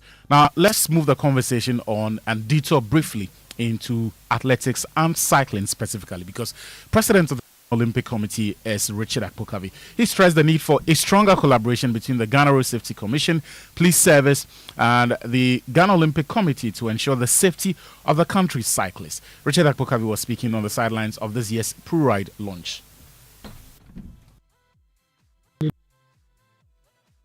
This competition, regular 7 years, is good because you test your readiness for international competitions and that kind of. So it's good. That's why I was encouraging them to take it beyond the competitions now to see how they can send the athletes to international competitions representing Ghana, but they will be sponsoring them. That will be good for them. I think it's very important that we listen to what the police are saying and what the road safety people are saying. If you recall, a few years back, one of the cyclists, the national captain, I believe, was killed. And yes, I think on the Brie Road there somewhere. Yeah. And that should tell you the dangers. That's why it's important that the pool ride it takes into consideration safety of the athlete. So it's important that. Richard Akpokavi is president of the Ghana Olympic Committee. Let's talk in matters relating to some Ghanaian footballers. And Osman Bukhari has completed a return to Red Star Belgrade, rejoining the Serbian champions on a one-year loan deal with an option to make the move permanent. Well, he was speaking after signing that contract and says he's been waiting for that moment since January, seeing the stadium again, the coaching staff, and everyone around the club. Now he has returned and says his ambition for the second spell is to ensure that they get back to play in the UEFA Champions League and do well there in that particular competition. Well, on Ghanaian transfers, Abdul Fattah Isaku, who got relegated with Leicester City into League One of English football, is expected to be on the move soon. We're told that Ipswich Town have opened talks with Leicester over potentially moving him on and joining their ranks. So we'll see how that goes. But as far as transfers go, Manchester United have been very busy. This week they have announced 2 signings. The first of them was Andre Santos, which they completed at the back end of last week. And then this time around, Yuri Tillemans, who they signed for £35 million from Aston Villa. Here's the Belgian midfielder speaking to the United press after his unveiling.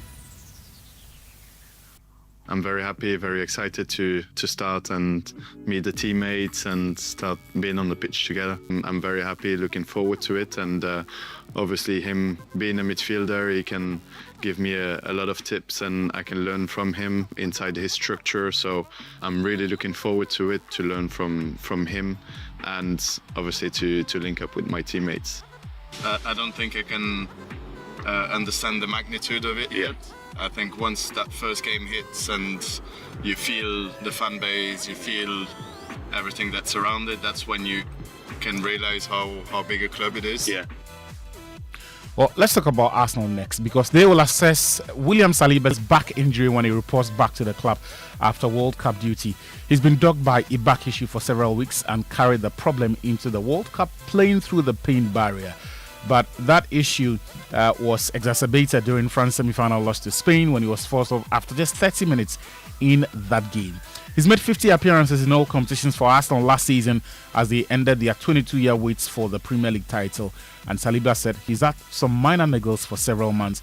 He's been gritting his teeth because there was the Champions League and the Premier League to play for.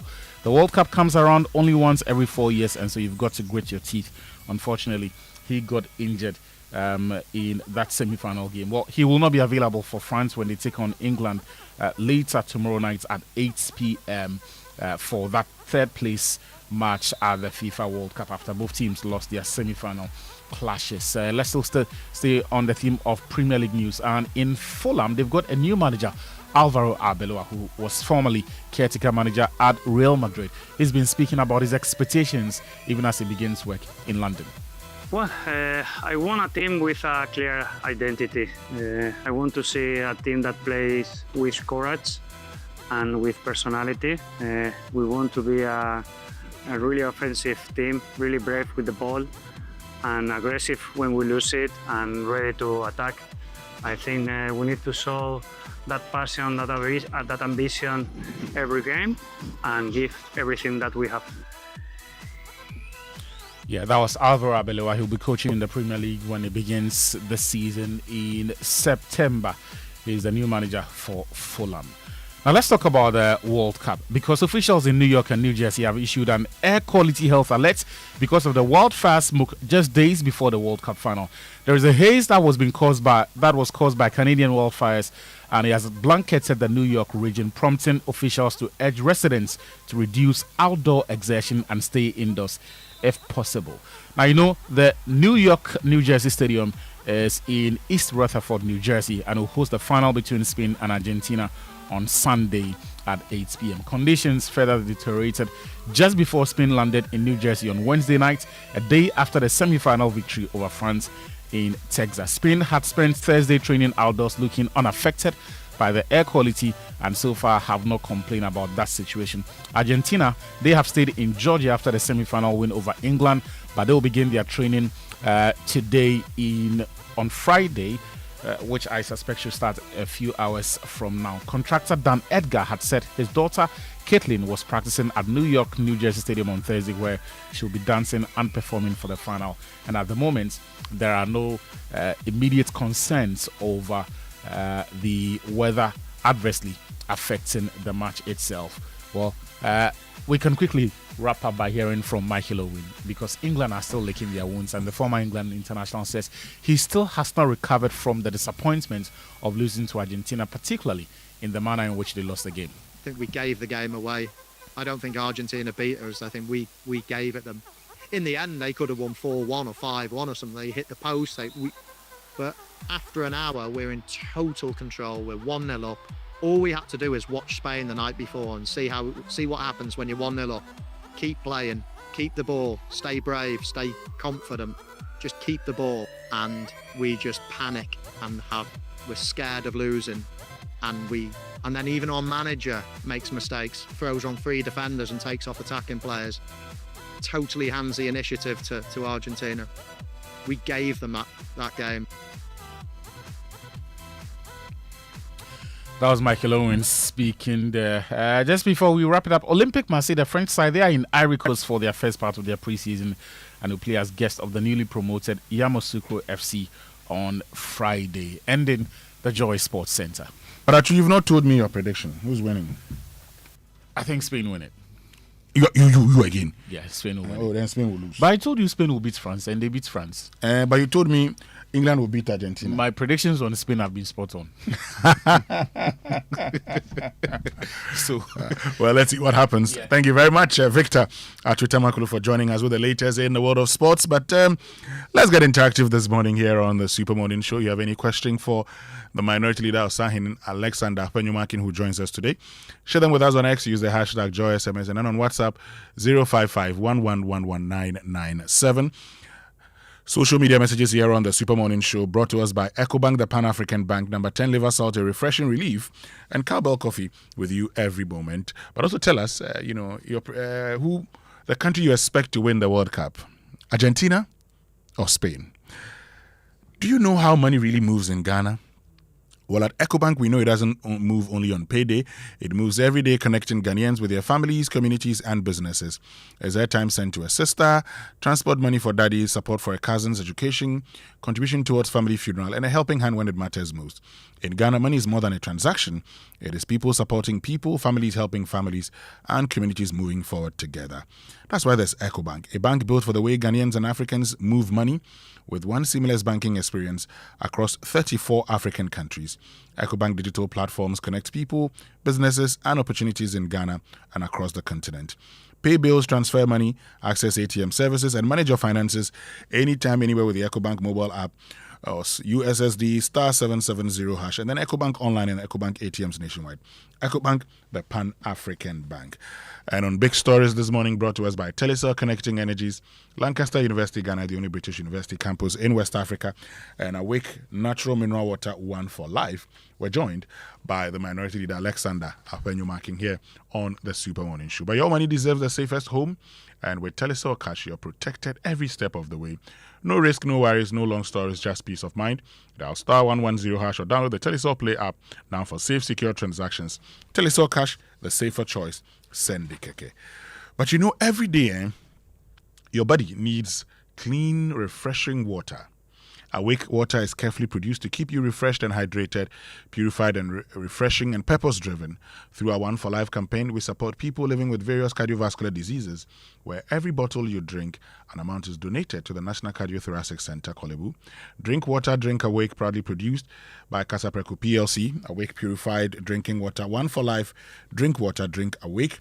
Available nationwide, and this is FDA approved, okay? But very soon we'll bring you the Business Minute, and it's brought to us by Anointed Engineering Services, the generator experts. Anointed Engineering Services Limited is into the sale of ultra-silent, fuel-efficient diesel generating sets with sizes ranging from 5 kVA to 3,000 kVA at competitive prices. And for every generator you acquire, you'll enjoy a 5-year warranty. They also undertake maintenance and repairs of all kinds of diesel generating sets. The services include a 24-hour emergency service, sale of genuine spare parts, reliable rental service, professional advice, and a sale of tar lights and rental. Located at East Legon branch at 26 Boundary Road, Legon, close to AH Hotel, and head office at number 77 Anointed House on the main Odoko Malam Highway near the Odoko traffic light. They also have 21 branches nationwide, and they're into skill training. They have a training school that trains students in generators and plants, auto mechanics, and electricals and controls, as well as solar installations. They offer 80% hands-on training and 20% theory. So call them on 0243 480 334 or 0246 423534. Anointed, the generator experts. Hello, good morning. Welcome to the Joy Business Minutes, brought to you by Anointed Electricals, the generator expert. Economics Professor Ebo Texan wants government to consolidate recent gains to help firmly stabilize the economy for the next half of the year. The Governor of the Bank of Ghana, Dr. Johnson Siam, has directed all existing rural and community banks to complete their statutory name changes, corporate rebranding, and other regulatory requirements by December 31, 2026. And Joy Business, in partnership with the Super Morning Show, is set to host a high-level dialogue on the future of Ghana's poultry sector this morning. The forum will bring together key players in the poultry value chain to discuss measures that can help reduce Ghana's dependence on imported chicken and build a competitive local industry. The dialogue will assess the progress made so far, the challenges still holding back local producers, and what must be done to scale beyond the current intervention. And that's all for the Joy Business Minute, brought to you by Anointed Electricals, the generator expert.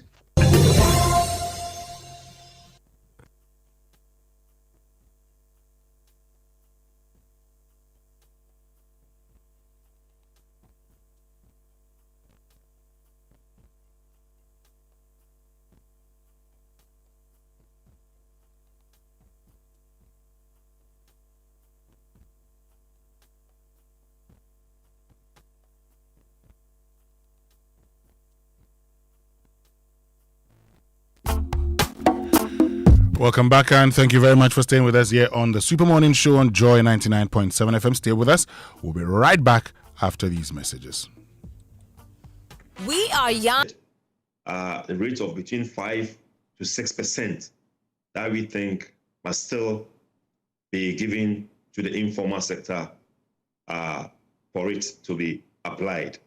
So when the new rate was introduced, we had some engagement with Minister of Finance. And what he told us was that we should allow this new regime of 20%, to go on. And in the media budget, if there is the need for a review as far as the informal sector is concerned, they will do something about it. So it's our major expectation that something should be done about this new 20% VAT rate. We still want the flat rate, and we have suggested between 5 to 6%. What we are also expecting the finance minister to talk about has to do with the rationalization of the duty regime.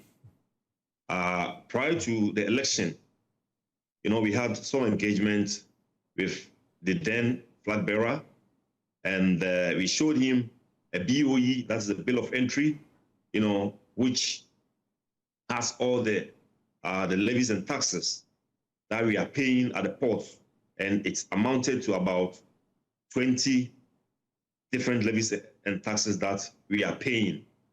And so we were promised that if by God's grace they come to power, they will see to rationalize the whole duty regime. So when he came to power, we had the opportunity of meeting the finance ministry again, and then we put it before them. And it was at that time that this publican AI was introduced. So what he told us was that we should allow this publican AI, to be going on, so that government will see, the sort of revenue that government will be getting. And based on the revenue, government can then do something about the whole duty regime. And I can tell you for a fact that since the implementation of the publican AI, government is really raking in a lot of money. So it's about time that they must also take a look at the rationalization of the whole duty regime. So it's our major expectation. Then another expectation has to do with the 24-hour economy. Yes, we have had some engagement with the Office of the 24-hour economy under hardworking Mr. Aguzi Tano. And we have submitted some proposals to government in that regard.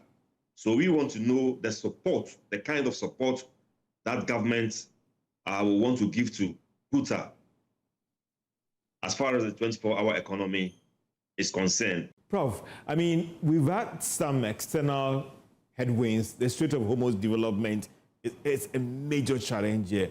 Crude oil prices started going up again. There's been push for expansion. Should we be careful about this push because of the external environment? Let me mention the crude oil factor.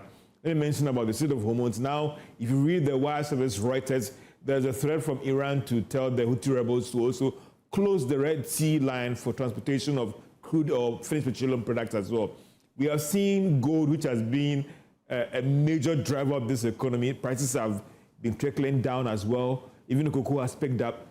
Should we be careful about the push that we are pushing for? Government is not spending, they should spend, and how these external development, because some would say, throw us off gear. Prof. In as much as we have stabilized,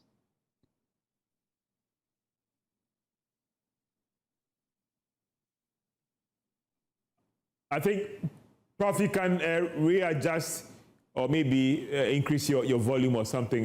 We've lost you a little bit, Prof. I think we're having a challenge there. We'll get back to Professor. Can you hear me now? I can hear you loud and clear, Prof. Yes. So I was saying that as much as we've stabilized and we want to see it being preserved, it is also the time that we need to change the structure of the economy. We cannot wait.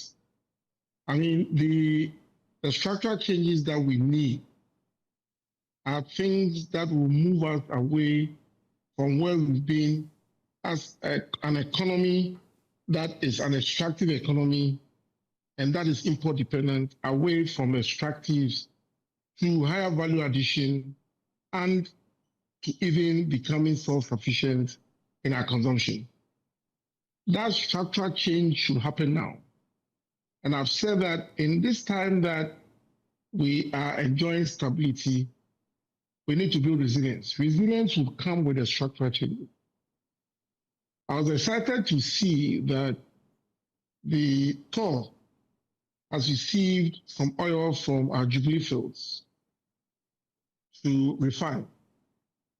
That is a structural change. That is a change that is going to allow us to reduce our import of refined oil. That change will put less burden on the city. And if the city is relatively stable, inflation is low, monetary policy rate is low, interest rates are declining, that is the sort of environment that will allow businesses to expand.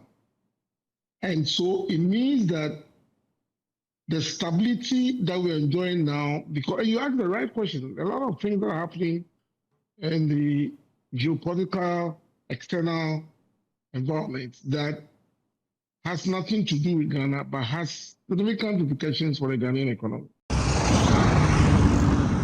This is the Afenyo Highway, where on Monday this happened. By evening, social media was flooded with praise for this man, a Vitz driver hailed on social media as hero for steering his car into the path of a truck with fill bricks from plowing into other road users. The story spread fast, but when we came down to Afenyo to find out more, the accounts on the grounds did not add up. According to the man who witnessed it all, this is no act of heroism.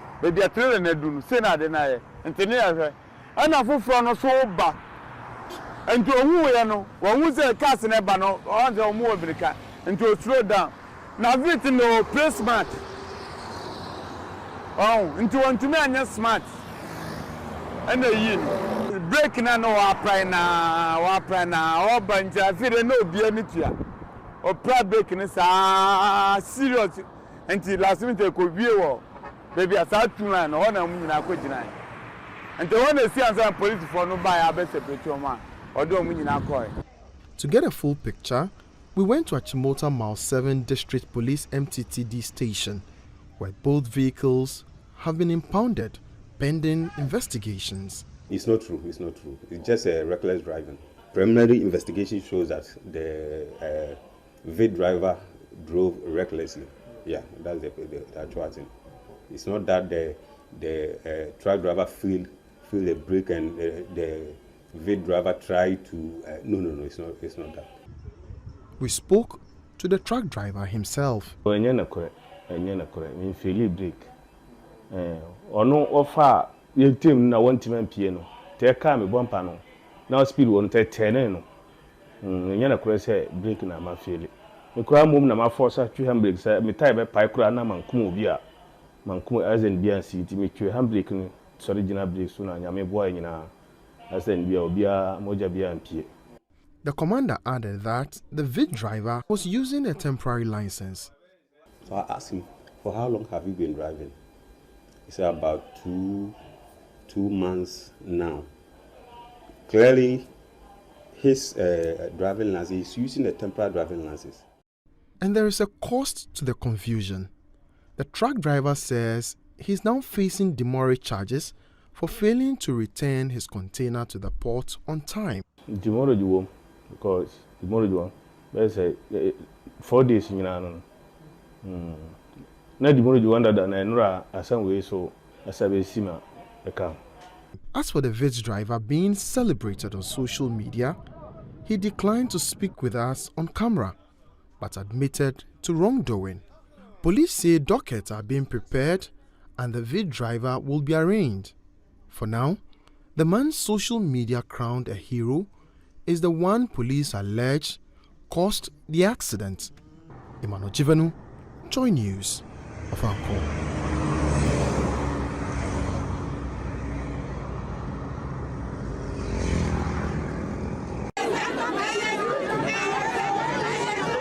President Mohammed's reset in Ghana tour started from Japan, where he cut the sword for the construction of a 24-hour market. There, he said government has selected a strategic investor to partner in the revitalization of the Volta Star Textiles Limited, popularly known as Japan Textiles, with work to begin soon to modernize the factory. The president also said the necessary verification, assessment, and administrative processes related compensation for persons affected by the Akosombo Dam spillage are being concluded. During an inspection of 1,500 assembly hall for the Peki College of Education, the president announced approval for the recruitment of at least 16,000 newly trained teachers as part of efforts to clear the backlog of graduates from the colleges of education awaiting employment. I want to congratulate all of you and encourage you to study hard. We're trying to clear the backlog of your seniors who have finished and have not yet been employed. And so we've given clearance for the Ministry of Education to start employing at least 16,000 new teachers. We want to clear the backlog so that when you finish and come, you will not have to mark time before we find jobs for you. President Mahama also said government has given clearance for the recruitment of 16,000 nurses, majority to be deployed to underserved areas. Right now, we're giving him clearance to open the portal to absorb 60. Ifutu in the central region. Osahin Alexander Afenyo-Markin here on the Super Morning Show. But if you need fuel, make the smart stop at Star Oil, Ghana's largest oil marketing company. With over 240 stations nationwide, Star Oil gives you high quality fuel, great service, and real value for money. And this is why many Ghanaians are switching to Star Oil. And with the Star card, you can enjoy safe, cashless fueling and easy expense tracking. Wherever you go, choose Star Oil for your quality, and affordable fuel. But buying inferior and cheap mattresses may seem like a good way to save money, but do not fall for the trap. If you haven't slept well, you cannot work and think well, and you're ultimately putting your health at risk, which can cause you a lifetime of discomfort and chronic pain. As responsible citizens, we should invest in safe, durable, and certified mattresses. And that's why we must all raise awareness to protect families across the country. Latest Foam remains the tried and tested brand we all love for almost 60 years now. They offer you unmatched quality and durability for every Ghanaian home. Make the smart choice. Talk to them on 0302 231155 in Accra and 03220 29365 in Kumasi for all your inquiries, or walk into any of their outlets nationwide for your preferred choice. For your preferred choices, you can also visit them at latestfoamghana.com and all their social media platforms. Do not settle for less, go for quality. Buy Latest Foam or else, Charlie, you did do yourself. Latest Foam is your partner for life. But mommy, daddy, you know why children leave home very neat and return looking so different? Well, I tell you, non-stop action, all the learning and sports burn energy. So those sweat stains, torn uniforms, and dirty shoes, they show that your kid has been very active. And that's why they need nourishment and energy at breakfast. So give them the nutritious Milo every day. Milo contains vitamin D that supports energy release to help their daily performance. Milo, energy to go further. And this is FDA approved. Now, you've worked hard, okay? And so you deserve a home that actually reflects that effort. It's time to upgrade your lifestyle. Palladium Residences in Achimota, a stunning community at ABC Junction, just minutes from the Achimota Mall. Discover beautifully designed modern apartments and spacious townhouses, offering the perfect private sanctuary. Plus, enjoy unmatched amenities like a premium clubhouse, a fully equipped gym, and an incredible on-site hotel. Move fast, download. During this limited launch phase, you can secure your dream house with just a 10% deposit, book early for exclusive pricing, priority unit selection, and highly flexible payment options. Book your private site tour today. Call 0509 823 424, 0509 823 424. Palladium Residences. Live smart, invest better. But look, I love Accra, and I know you do too. But sometimes you just need a break from the city chaos. Who wants to spend 4 hours in traffic just to escape? So I've got the perfect fix. Best Western Plaza Accra Beach Hotel in Nungwa is right by the ocean. Imagine waking to fresh sea breeze, a complimentary breakfast, relaxing by the pool, and just resetting. For a staycation, business, or beachside events, this is the spot. They are running a massive limited time offer. Book 2 nights and get a third night for free. Yes, a whole extra night on them. Lock in your escape right now. Call 0596 723646, 0596 723646, or visit bestwesternplazaccra.com. Best Western Plaza Accra Hotel, your escape closer than you think.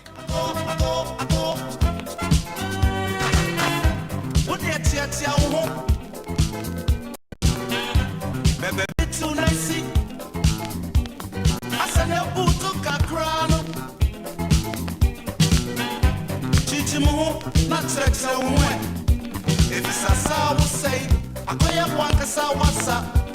Hey, I say free with Simo, the free will come amu.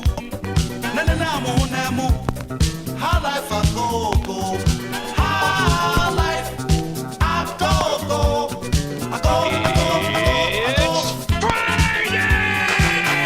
Yeah, it's Friday, and it's 17 minutes after 8. Hey. Well, this message from Papa BCU on the Spintex Road says, good morning. Due to the jailing of Camila Al-Hassan, going forward there will be sanity in our politicking in terms of how majority of us communicate on air, and that can equally give some clarity or truthfulness in choosing our future leaders. On the flip side, the tribunal angle is in to strengthen our judicial system in promoting justice delivery on a more faster note. No wonder the NPP guys, fearing most of their corrupt ones, will soon have a change in their sleeping zone, hence against the tribunal angle. From comfort zone to sadness, Papa Bisu. But you can also join us this morning with your thoughts here on the Super Morning Show. Okay, thank you very much, Akosiahin, for your message. You had some issue with the Black Stars coach sound. Still live here on the Super Morning Show. When we return after these messages, more of your thoughts. We'll be right back. Why settle for less? Study at a top 1% university. 1,000 nurses in 2 batches. The first batch is 8,000, the second batch is 8,000. So that by the time my daughters and sons who are waiting to complete training camp, there will be a shorter queue before they are posted. But the caveat we're giving is most of those that we're employing now, we are sending you to underserved areas. And like Florence Nightingale said, she would not. You see, when I said underserved areas, you were very quiet. The president also inspected ongoing Big Push roads projects in the region. He said the initiative has created 300,000 direct and indirect jobs. Aside from that, I'm happy to note, as I go around the country, I look at the sites of the contractors, and you see a lot of young people have gotten work during the construction phase. It is estimated that with the current projects that we're doing, at least 300,000 direct and indirect jobs have been created. Direct are those who are working directly on the projects. Indirect are the food sellers who are selling to them, the quarries that are producing the rock for them, the filling stations that are providing them with the fuel, the cement distributors that are selling cement, the iron rod distributors that are selling iron rods. If you take all that together, we estimate that about 300,000 jobs have been created just because of this big push. Is it going to be in charge of civil matters or criminal matters? Mr. Speaker, I am asking rhetorically. Respected Leonard, you must listen to me. You have your opportunity to have a bite. This is unfair. Respected Leonard Attorney General, first gentleman at the bar. This approach is wrong. This is you have your bite. You have a bite in the mic.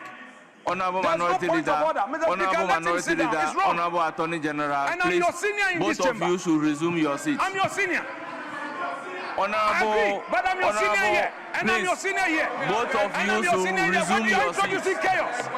That is what the tribunal will do. What you are doing is what the tribunal will do. They should let us speak. Both of you resume your seats. The tribunal system. This is the tribunal system. This is the tribunal Honorable system. Minority Leader, Tribunal Attorney General, both of you should resume your seats. Tribunal system of justice. Tribunal system of justice. That's what you are practicing.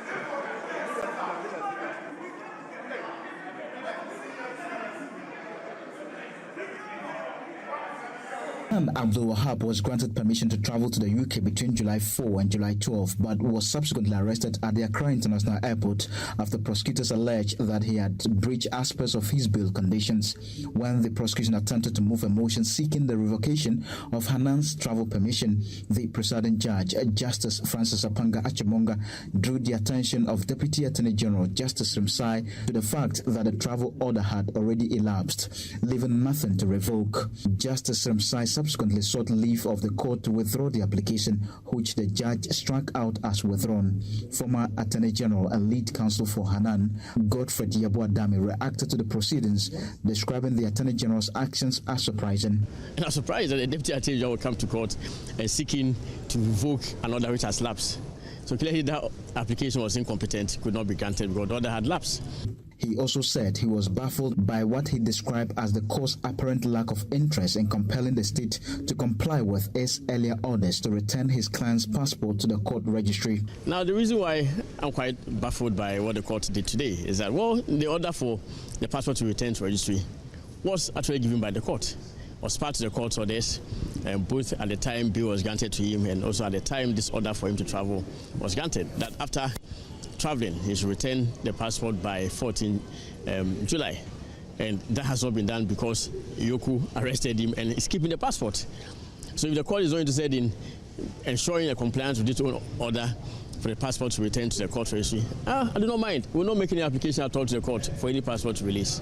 Godfred Yeboah-Dame further stated that his client's money remains in the possession of the Economic and Organized Crime Office and that he would pursue the appropriate legal remedies to secure its release.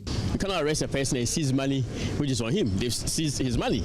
I don't know whether they've spent the money, Yoko has spent the money or not. I mean, the money that was not taken out of the account that they claim was frozen. Clearly, the account that was frozen was not assessed because there was no check written by Hanan to withdraw any money. He borrowed money for his travel, about £7,000, and all, and they've seized it. And they've seized it and it's with Yoko, the executive director. Manual Justice Msai declined to comment on the court's proceedings. Regarding the Oh, no comment. For Joy News, Fatal Baga, Accra High Court. Another person, I've never seen him, but since the days of his bold uprising, if I may so put it, against the former finance minister, I've developed a soft spot for him. What's his name? Apia Kubi. The price he paid for that was the loss of his seat. Look at that. For standing on the correct thing, he should be like the type of politics.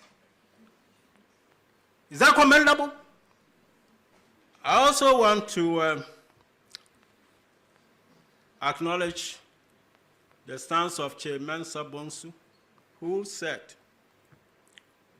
that it is not necessary to create more parliamentary seats. But I don't know why a small country like Ghana,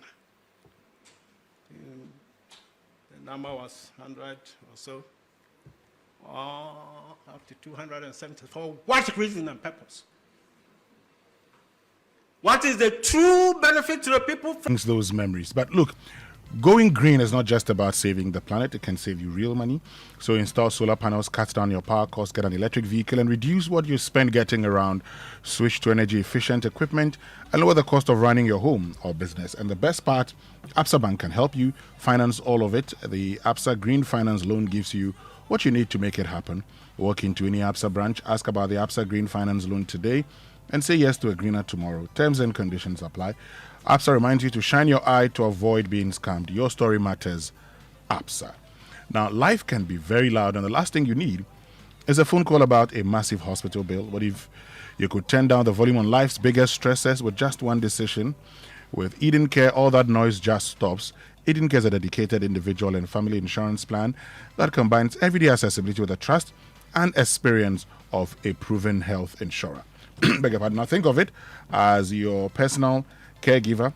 We step in to handle the medical bill so you can breathe easily when the world gets loud. Eden Care provides a garden of peace and the best health care and the best health cover when things get loud. Don't wait for the noise to drown you out. Choose the policy that lets you enjoy real care. Reach out right now at edencare.acacia@myenterprisegroup.io and choose Eden Care today. Eden Care brought to you by Acacia Health. But you know, life doesn't stand still for you. It doesn't wait for you to be prepared, okay? Yes, it just, moves. And the best you can do for yourself is to, prepare for life instead. Well, you're asking how? A flexible policy like the Old Mutual Legacy Transition Plan to help build a legacy that offers you a cover of up to $300,000 with no underwriting, greater flexibility, with no limits to the lives you can cover up to age 80, and an uninterrupted cover, no lapse, enabling you to secure what matters most in the simplest of ways. You also get to enjoy the flexibility to update your cover every 5 years. Exciting, right? Dial *378*3# to request a call for the Old Mutual Legacy Transition Plan today, and let's get you a plan that works for you and your family. Old Mutual do great things every day. So what if someone lent you money and instead of charging interest, demanded a pound of your flesh if you couldn't repay? That's the thrilling premise of Guyana's Pound of Flesh, Africa's first original adaptation of Shakespeare's The Merchant of Venice. This August, experience George Quay's hilarious and thought-provoking production at the National Theatre on the 1st, 2nd, 8th, and 9th of August, which shows at 4 p.m. and 8 p.m. Tickets are going for 200 Ghana cedis at imagebureaugh.com or by dialing 71446#. For inquiries, call 0551 313134. Don't miss this unforgettable theatrical experience. But the CompuGhana Go Rush season is here. The World Cup fever is on and everyone is getting excited. CompuGhana says the match shouldn't just be on the pitch. You can bring the stadium experience home. This is the time to buy your crystal clear TV, soundbars, home theaters, smartphones, laptops, projectors, and more at unbeatable prices. And remember, this isn't a discount sale. It's a chance to win a 100-inch 4K smart TV, okay? Cash, laptops, phones, and many other amazing prizes when you spend 1,000 Ghana cedis or more. Rush to any CompuGhana showroom or shop online at CompuGhana.com.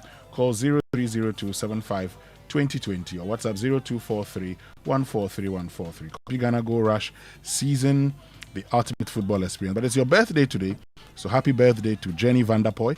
May her day be bright. And this is coming from Andy Abrokwa. Stay with us. We'll be right back, and very soon we'll be joined by the Minority Leader, Alexander Afenyo-Markin. From this kind of thing. Finance Minister Dr. Kansela Tuforsen has tasked the Ghana Statistical Service to develop a methodology for regularly publishing national employment figures describing the data as critical for measuring the impact of government policies. Speaking at the official handing over of the former Ministry of Finance building to the Ghana Statistical Service in Accra, Dr. Forsen said Ghana must move beyond reporting only economic growth and inflation and begin publishing employment statistics on a quarterly or half-yearly basis. More in this report. According to the Finance Minister, regular employment data would provide an independent and credible measure of whether government policies are translating into meaningful jobs for Ghanaians. I want to see the day that government statisticians, aside announcing the GDP and inflation numbers every quarter, be able to announce the employment numbers so that I will be assessed by an independent person, independent institution of state, whether the decisions we take are yielding the results that we need. Because growth should not always, it shouldn't be jobless. Growth must create jobs. And I want to be assessed on that line. So government statistician, I want you to develop a methodology together as an institution to present to us for funding so that beginning 2027 ending or early 2028, you will begin to announce quarterly or half-yearly jobs numbers. Government statistician Dr. Hassan Idrisu also reiterated its commitment to work to churn out good data to support Ghana's economy. We've seen countries come to us to understudy what we are doing so that they can also start producing monthly indicator of economic growth. Honorable Minister, we launched our first ever annual inflation report. The maiden one was done just a few months ago. We undertook poverty measurement down to the district level. Dr. Tuforsen at the event said employment statistics will complement existing macroeconomic indicators and provide policymakers, businesses, and the public with a clearer picture of the economy's performance. Government has selected a strategic investor to partner in the revitalization of the Volta Star Textiles Limited, with work expected to begin soon to modernize the factory. Speaking during his research and Ghana tour of the Volta region, President Mahama disclosed that the selected investor will soon visit the factory with a transaction advisor to begin designing the modernization of the facility. He said reviving Volta Star Textiles will create sustainable jobs in the drop-on area and strengthen Ghana's textile value chain. Volta Star Textiles Limited is one of Ghana's oldest state-owned textiles companies located in drop-on in the Volta region. The factory was established in 1967 under Ghana's industrialization drive during the era of President Kwame Nkrumah. Years later, it experienced a decline. Production gradually slowed and the factory eventually ceased operations, leaving many workers unemployed. And international markets. No discussion about Japan can be complete without recognizing the historic contribution of the Volta Star Textile Limited.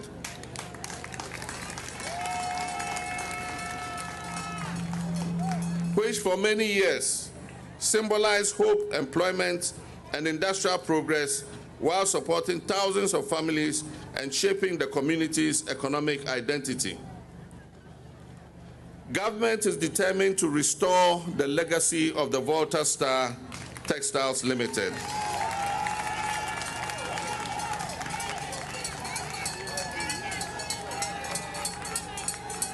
We are going to do this through strategic partnerships investment, mobilization, and modernization of the factory's operations.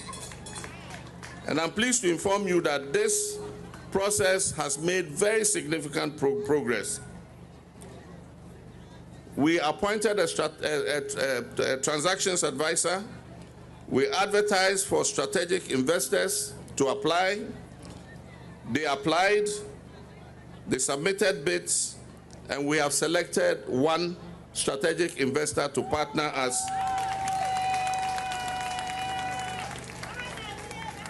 to revitalize the factory. And I wish to inform Togbi Mamao and the workers of Volta Star Textiles Limited that very soon the transaction advisor is bringing the strategic investor to visit the factory and start the design for modernizing the factory.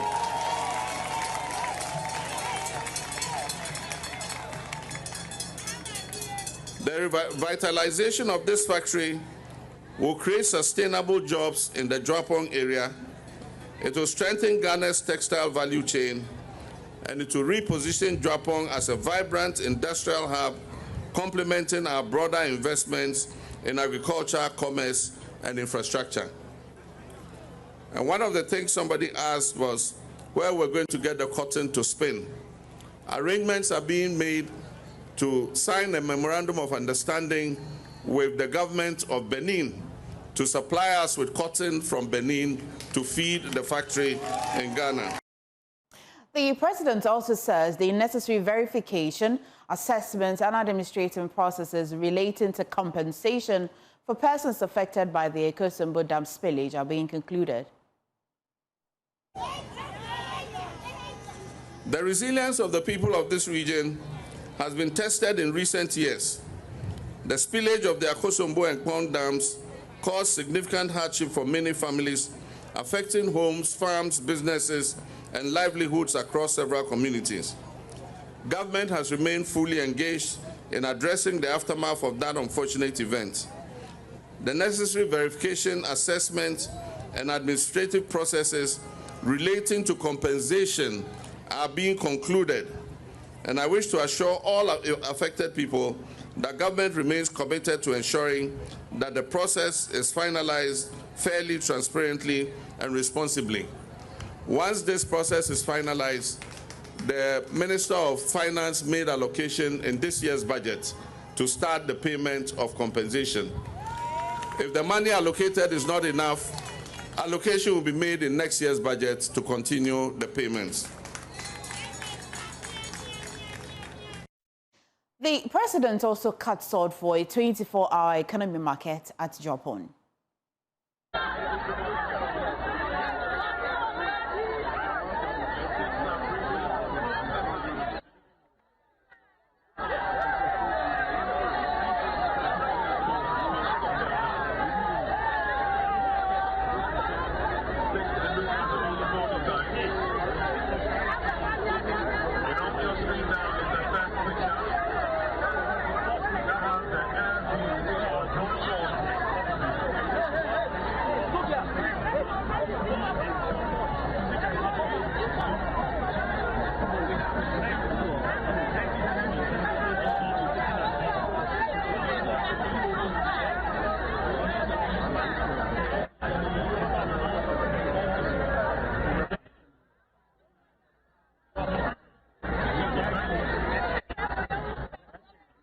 And I'm looking at, Uncle Seth, I'm looking at a situation about the state, when let's zoom down to the macro even before we talk about the... We're joined by the minority leader in Parliament and Member of Parliament for the people of Efutu in the Central Region, Sahin Alexander Afenyo-Markin.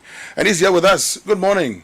Good morning to you. How are you doing? By the grace of God, I'm doing well. It's been a while. Indeed. But we're doing our work in Parliament.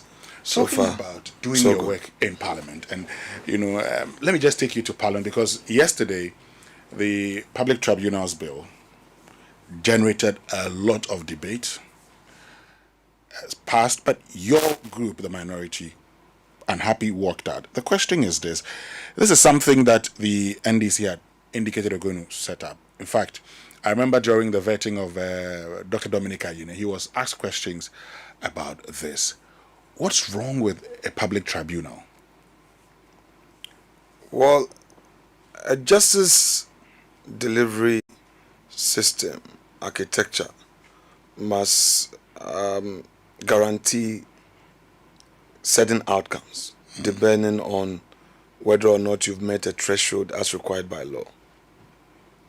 You and I know that back in the days, PNDC era, this parallel or analogous justice system was introduced, but they had their own questionable outcomes. Ghana has moved past that era of Chobwe, let the blood flow type of justice system. You recall even recently, Mr. Alex Segbefia responding to one of the NDC foot soldiers who was kind of demanding that people be jailed and all that. And he said, no, you need to follow due process. Our main concern is that just as in the PNDC era, the so-called tribunal did not follow due process, it is likely to be revisited. You put a panel of 3 where you say, as for the chairperson of the panel, must be a lawyer or must have a legal background. However, the other 2 must be lay persons. Lay persons in this context meaning they should have, there is no requirement for them to have any legal background at all. That is wrong. A country where sometimes people have their own views about people, and sometimes somebody out of sheer pettiness would want to see a person down. When you want to have a justice system, you're supposed to put in the guardrails that would make it difficult for anybody to abuse it. For instance, yesterday, I was at a public lecture in honor of the former Speaker of Parliament, D.F. Annan, of blessed memory. My Lord Atuguba was the one who delivered the lecture. He, being part of the judiciary and now a retired Supreme Court judge, expressed worry about the judiciary. He said so publicly. Now, even the judiciary we have today, we all have concerns. My point is that the concerns we have must lead to reform and retool. If we want speedy trial, we are in an era of AI, a digitalized world. We should invest in getting the entire court system computerized. The judges must have the necessary incentives, training. Judges must be given the necessary tools. The court infrastructure must be such that justice can be guaranteed. And the way we select them and the way we prepare them must be such that they would understand and know that they are in there to deliver justice. It is not by creating another body, because in your view, the justice delivery architecture can be straightened, so you want a fast-track way. Yesterday, I had the occasion of reminding my respected colleague, Dr. Ayeni, in respect of his own industry in the matter of Tagore and Issa Abbas, when they were jailed in that famous cocaine case. And when it went on appeal, the judges, he himself argued that to determine prima facie, it is not about the public outcry or how a matter is determined by the media as to the guilt or otherwise. Okay. But essential ingredients of the offense must be proven. A case must be made. And upon that persuasive argument he made, the court said indeed the High Court erred in law and they were acquitted. That was a case we celebrated, and we still celebrate, and we celebrate him because the justice delivery system had an appellate arm that a person who was aggrieved took advantage of. We should perfect it rather than to say that you now want a Chobwe approach, a let the blood flow approach. So let's look at something. And okay, very well. I wanted to conclude. Okay, and the jurisdiction of this public tribunal is very purely criminal, where at the district level you have a district court. Now what you're going to do is that you are going to create a system of abuse where the police, realizing that going to the regular court will be difficult for them, they now would go to the district tribunal where there's a Chobwe, let the blood flow, you are guilty as pronounced or as charged. And by the way, as a practitioner, let me bring this to your attention. I have encountered several occasions where prosecutors, investigators connive and get people jailed. And this is how they do it. You go to the police station and they say, look, wouldn't be uko kota kase we are guilty judge no unyo jitum judge no be humobo yanen be kasama. It is not once, it's not twice. Like what had just happened to this young lady, this TikToker who was jailed. Yesterday I received full briefing, and I'm told that the investigator had assured her that, oh, to make it simple, who can say we are guilty? Would you to me say guilty or not guilty? Can say we are guilty? Who can say we are guilty? This is happening. If you talk to any practitioner who does criminal trial, he will tell you. So even already we are having difficulty where the investigators, then prosecutors, police prosecutors use fast track because they want, quick results. And they cajole people to plead guilty and all. Now with this public tribunal system, I'm sorry, you will hear what will happen. But you see, the NDC has a new post in Ethiopia where they won't listen. Yesterday, even organized labor came out with a statement. Let me just find it out from address the press before you get to organized labor, and express the same concerns. But they won't listen. So, is it the case that you're totally against the establishment of public tribunals, or you have concerns with certain provisions of the bill? You can't place something on nothing; it will fall.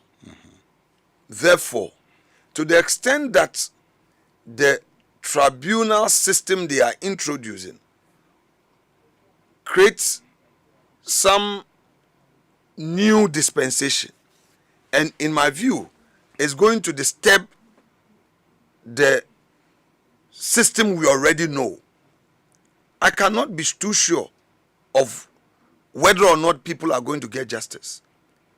Therefore, the issue is, if there are concerns about what we have, we should fix it.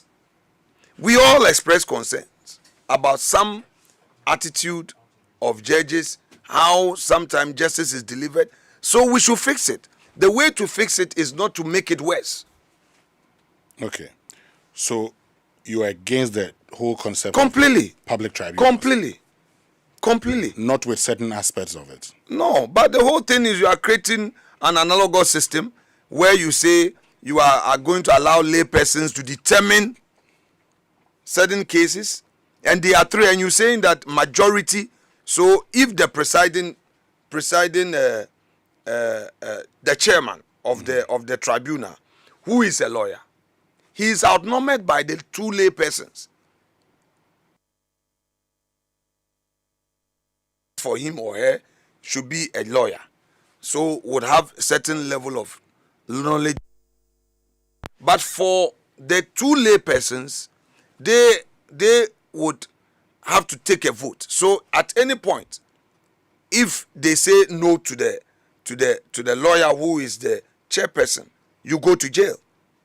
It's not a matter of they would advise the presiding judge or the chairperson. It's not a matter of they would listen to the facts and the chairman of the tribunal will now advise them on the law or put all the facts together and take a decision. No, they have equal powers to vote. So if somebody doesn't like you, look, my brother, the truth be told, there are guys in our country who are petty. People envy. Our country has not gotten to the level where people would want to even celebrate success. We've not gotten there yet. People are petty. We know it as a fact. And there are ways people would use it to abuse others, take advantage of others. That is not the way to grow as a country. And it is going to happen. Okay, because I look at the memorandum to the bill, and it talks about, what happened under the PNDC. But then the third paragraph says, the adoption of the 1992 Constitution marked a shift towards constitutional democracy and rule of law within the framework provided by the Constitution. The transitional provisions of the Constitution address the future of public tribunals. Specifically, Paragraph 5 of the transitional provisions of the Constitution dissolved the Public Tribunals Board and transferred the functions, assets, and liabilities of the Public Tribunals Board to the Judicial Council. Furthermore, Paragraph 6 required Parliament to prescribe the jurisdiction of regional tribunals under Article 143 and establish lower courts or tribunals under Article 126 within 6 months of the coming into force of the Constitution. Although most public tribunals were abolished, regional tribunals were retained under Article 142 of the Constitution and integrated into the judicial structure, with the jurisdiction of the regional tribunals defined in Section 23 to 27 of the Courts Act. However, regional tribunals have become defunct in practice, with some stakeholders perceiving the regional tribunals as remnants of an authoritarian past. The Tribunals Bill, therefore, seeks to address the lacuna in the legal framework of Ghana regarding tribunals. Is there any lacuna? Well, you have just read their memorandum. Yes. And that is what we criticized them for yesterday. There's no lacuna. You see, when they were transitioning into democracy, they themselves wanted to keep certain structures. Mm-hmm. The PNDC regime wanted to keep certain structures. But you see, we've gone long past that. Kufuor's era, we did away with this regional tribunal system. In fact, we wanted to stick to the known court structure, district courts. From there to circuit courts. That's the hierarchy of our courts. You start from the district courts, circuit courts, high courts, court of appeal, and Supreme Court. At the high court level, we created specialized courts. By the way, even that one became a subject matter of Supreme Court interpretation.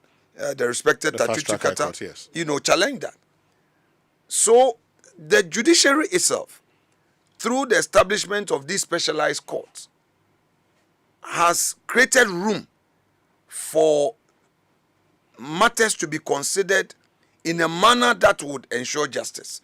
We have concerns, everybody has concerns, and all of that. But I'm saying that the way to address certain concerns you have, or whatever lacuna, so called, is not to establish a regional tribunal or a district tribunal. So, Article 126 of the Constitution, composition and mode of exercise of power of the judiciary. 1.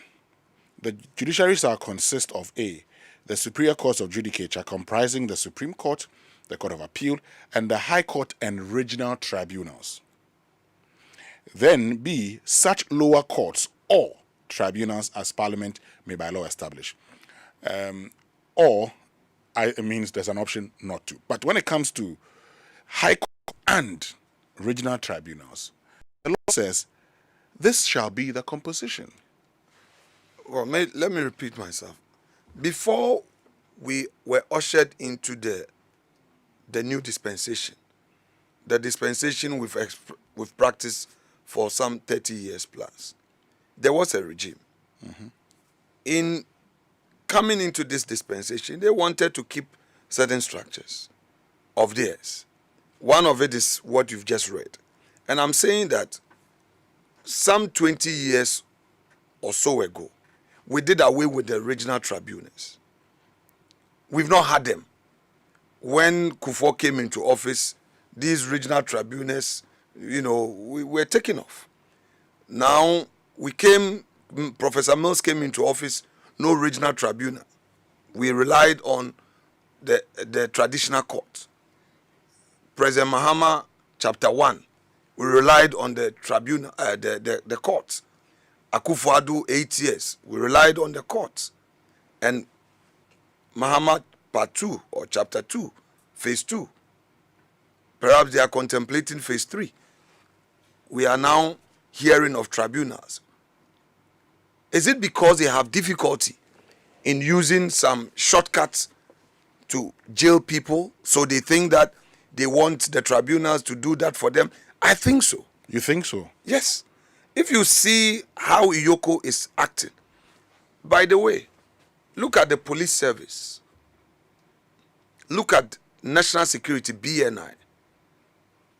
Because they are headed by professional intelligence officers trained for that purpose, you realize that the approach in handling of cases is different. If you go to Iyoko, and with great deference to Mr. Raymond Archer, that is not his fault. If you see how he acts, for instance, you are investigating somebody and you say, post a bail bond worth the sum of your investigation, and you think that it is normal. No, it is not. So some of these excesses we are seeing, you realize that right after coming into force, Iyoko will now be sending cases to the tribunals. You watch. Hold on a minute. There's a whole Hold on a minute for me. Agenda to set us back. Okay, I need to get back to that bit, but that will be after these messages. This morning, we've been joined by the Minority Leader and Member of Parliament for Efutu, Osahin Alexander Afenyo-Markin. Stay with us. If you have any questions, send it to us on X. Use the hashtag JoySMS. And then on WhatsApp, 055 1111 997. We'll be right back.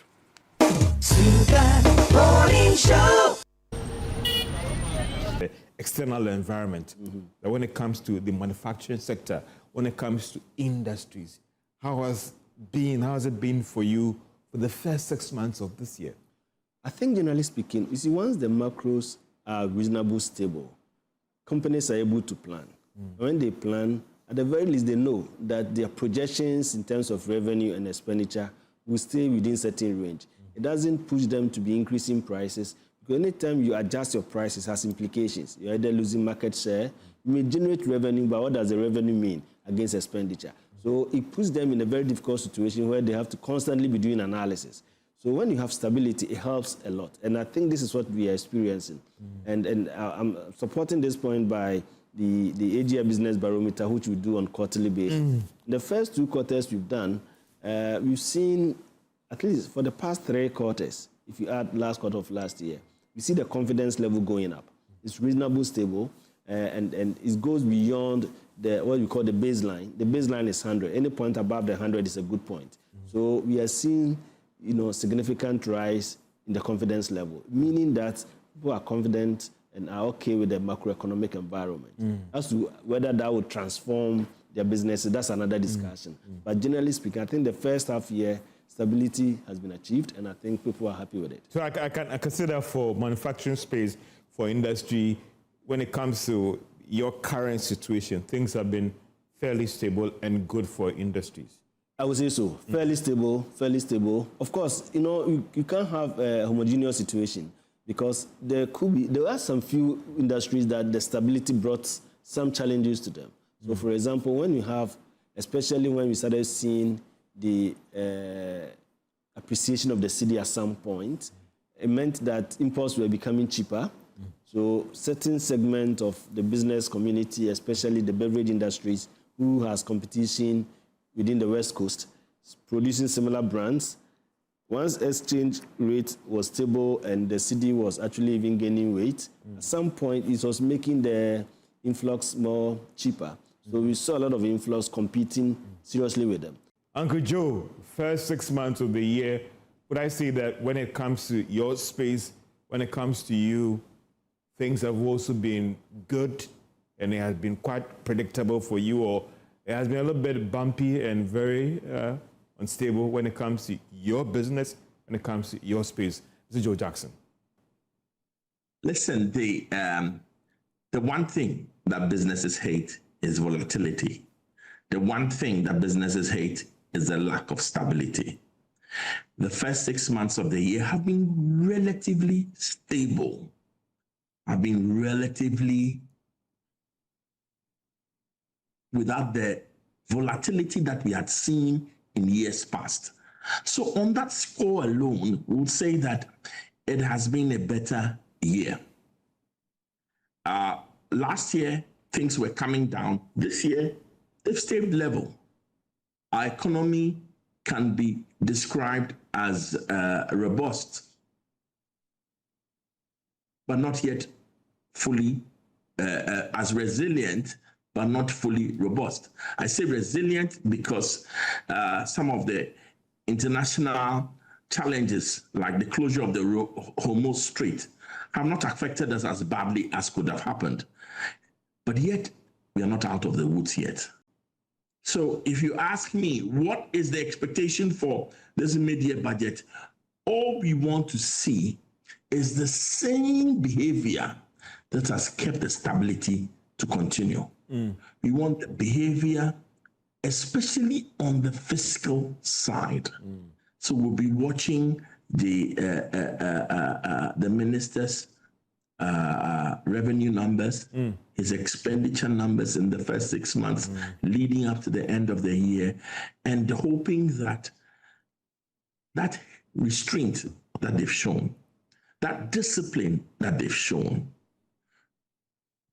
what they've shown that has kept the economy fairly stable will continue. So I get the impression that on your side, for the first 6 months of this year, when we look at the state of your businesses and the sector. The hottest music, the best giveaways, the great interviews, and all the laughter and fun you can imagine.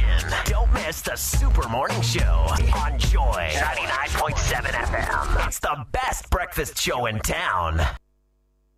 Come back, and thank you very much for joining us. If you just join us, this is the Super Morning Show on Joy 99.7 FM. This morning, we have the leader of the minority in Parliament and member of Parliament for Efutu, Osahin Alexander Afenyo-Markin, in studio with us. But before we get to, other issues, if the NPP post-election 2028 win majority in Parliament, the Public Tribunals bill now passed into a law, is that something you would consider repealing?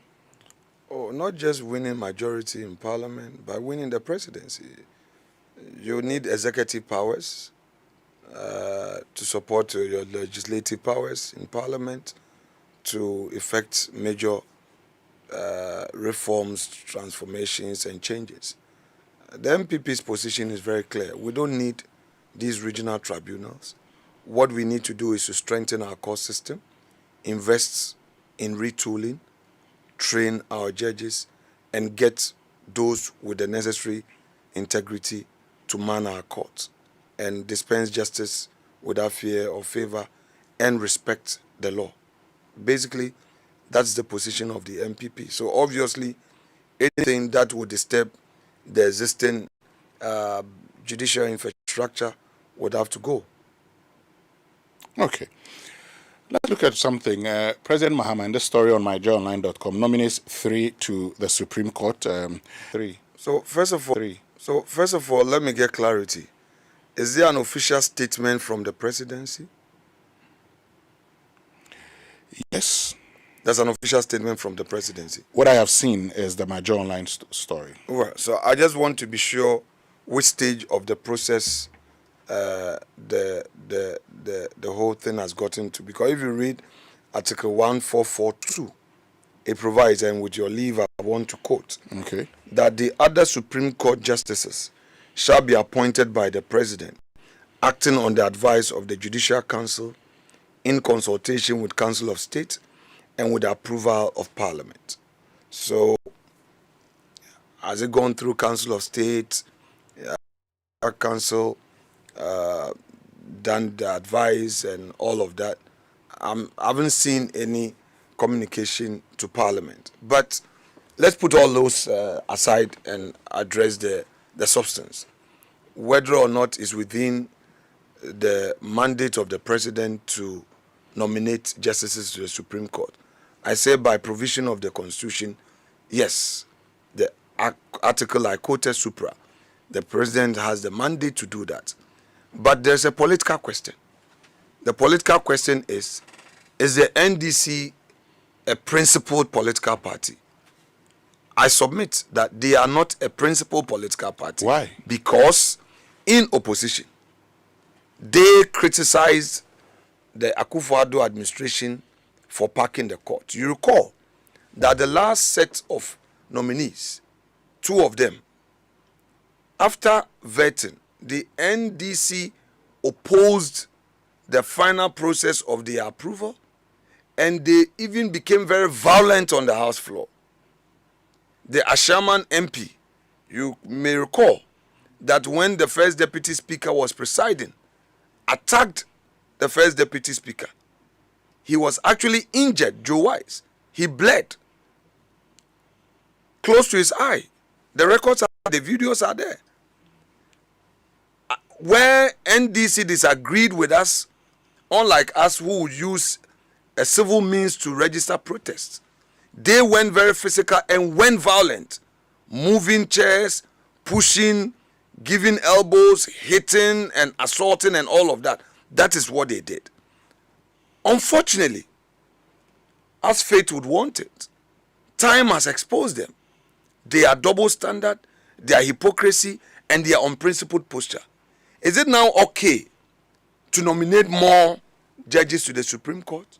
I'm not here to talk about the qualification of these individuals and all. I am attacking the political decision. If NDC says certain things in opposition and cannot stick to what they said now in government, then Ghanaians should not take them serious. You say you are against the packing of the court, that if a government appoints judges to the Supreme Court, it amounts to packing the court. But today, you got the opportunity and you are even doing worse. So where is the principle? Did you agree at the time that it amounted to packing of the Supreme Court? You've not gotten. I've been listening. You've not gotten the point. My view is immaterial in the context of this submission I'm making. I am saying that my party in government, headed by Nana Addo Dankwa Akufo-Addo, made nominations to the Supreme Court. The NDC in opposition, led by its flag bearer, His Excellency John Dramani Mahama, opposed those nominations, opposed the decision. Their reason was that it amounted to packing of the court, and came out with this unanimous FC that the MPP was packing the court with its favorites. And I'm saying that now that you have been given the mandate to rule, you are expected to stick to the very views you held. They have not come out to tell us why they have changed their views, because they resisted too. But when they came in, they straight away nominated about 5. And then they are adding more. Okay, so Justice Benasco Esa was one of the people that you vetted, right? We did. That the NDC at the time blocked her approval. We did. And they're bringing her back. The issue is not about bringing her back or not. I am staying on one point, and that is where I will stay. When a political party acts in a politically convenient manner and throws away principles, that political party's sincerity to the electorate must be questioned, and that is what I'm doing. Okay. They prevented the NPP majority in parliament from approving. In fact, I was a majority leader. It was not easy for me. I recall your colleagues covered the vetting process. They frustrated us. We went into recess when we came in October. Anytime we tabled the motion to take the report. So after all, you wanted to own the appointment. So should we also say that you want these judges to do your bidding? We will not say that. We would say that you are unprincipled. You don't act by the ethos of politics. Okay. You don't believe in the things you say.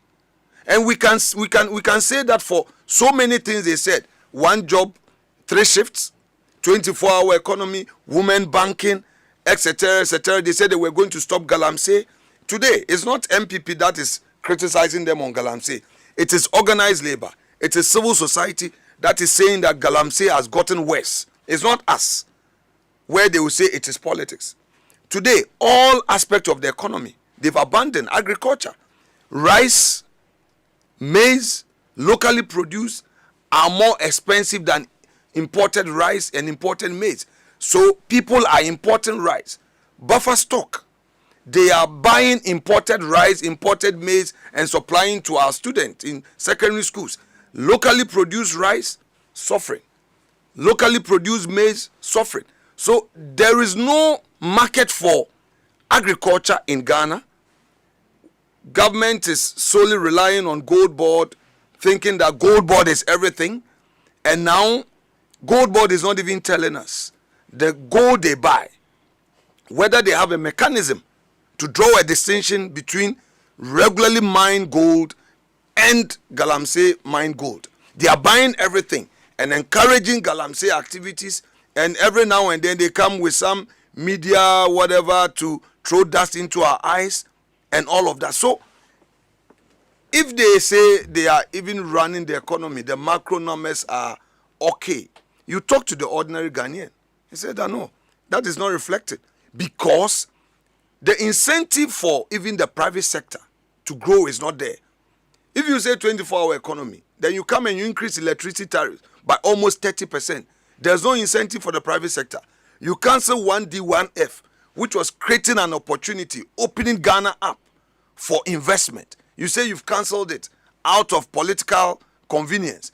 In its place, there's no alternative policy for the private sector. As the trade minister, what is the government flagship policy for the private sector? What is the investment they are making in there? What are the incentives they are introducing? What are the reforms? Even taxes. They promise low taxes, but VAT has gone up. They've expanded it, and you are not even getting withholding tax exemption. How has VAT gone up? Oh, with respect. They introduced, we used to have a flat system. Yes. The flat rate. There's no more flat rate. Yes. And the flat rate was to help the informal sector. Those selling at Kantamanto, Abosokai, and all of that. The threshold. So now up Winston, to 740,000. Winston, respectfully, I'm not here as Afenyo-Markin telling you something that you say politics. The minority met Guta. The minority met AGI. The minority met Ghana Employers Association. We didn't meet them in secrecy. Media houses were there. They covered it. Go talk to Guta again. Your media platform covered the interaction. Okay. They told us how their proposals were rejected by the Ministry of Finance. They didn't even listen to them. There was no consultation and all of that. So let's not attempt a PR for a government that is doing everything wrong. Nobody attempts a PR for government. I'm not saying you. I'm being hypothetical. I know, but I also make the point that as a student of accounting and taxation, very well, when the threshold for VAT is increased, so if ordinarily, even in the past, you were selling and you had a flat rate of say 3%, and now that has been increased to say 745,000. What it means is that if you do business of say 200,000, you don't have to charge VAT.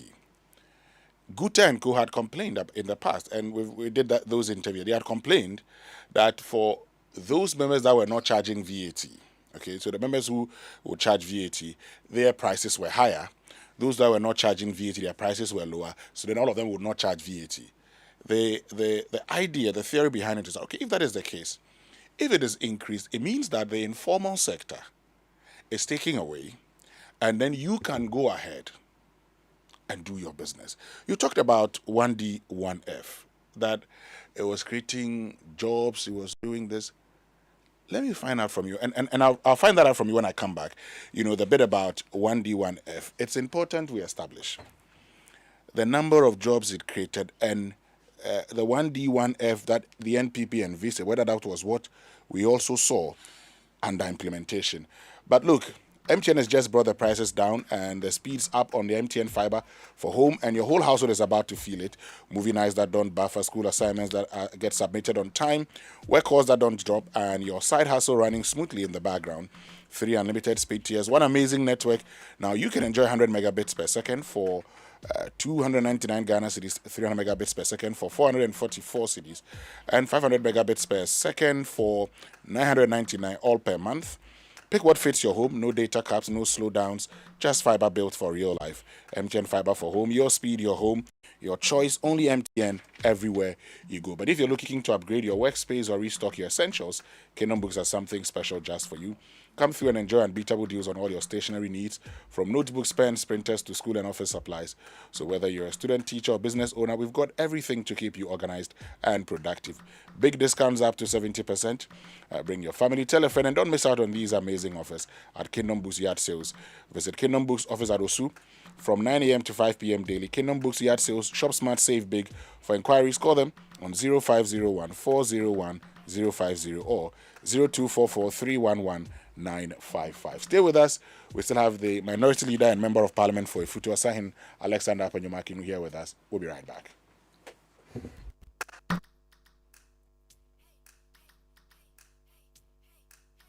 Coffee in your cup and joy on the set. The Super Morning Show is always the best bet on Joy 99.7 FM. And you still have your on the Super Morning Show on Joy 99.7 FM. And we have the Minority Leader and Member of Parliament for Ifutu, Asahin Alexander Afenyo-Markin. So you're talking about 1D, 1F, for instance. 1D, 1F started when the NPP took office in 2017.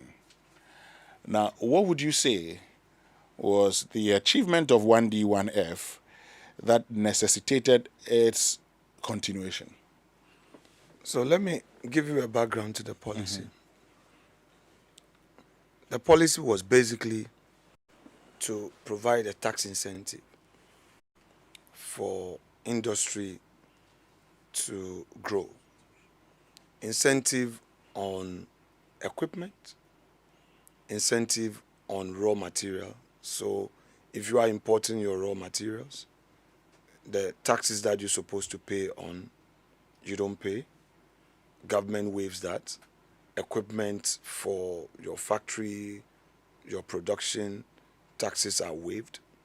And the whole essence of it was to lower your costs for you as an investor, so you are able to produce cheaper.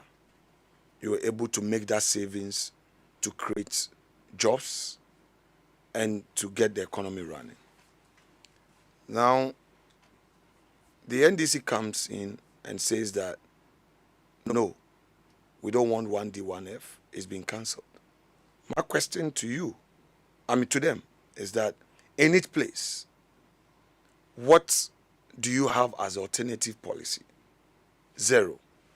How different is that from the 24-hour economy? What is a 24-hour economy doing? Tell me.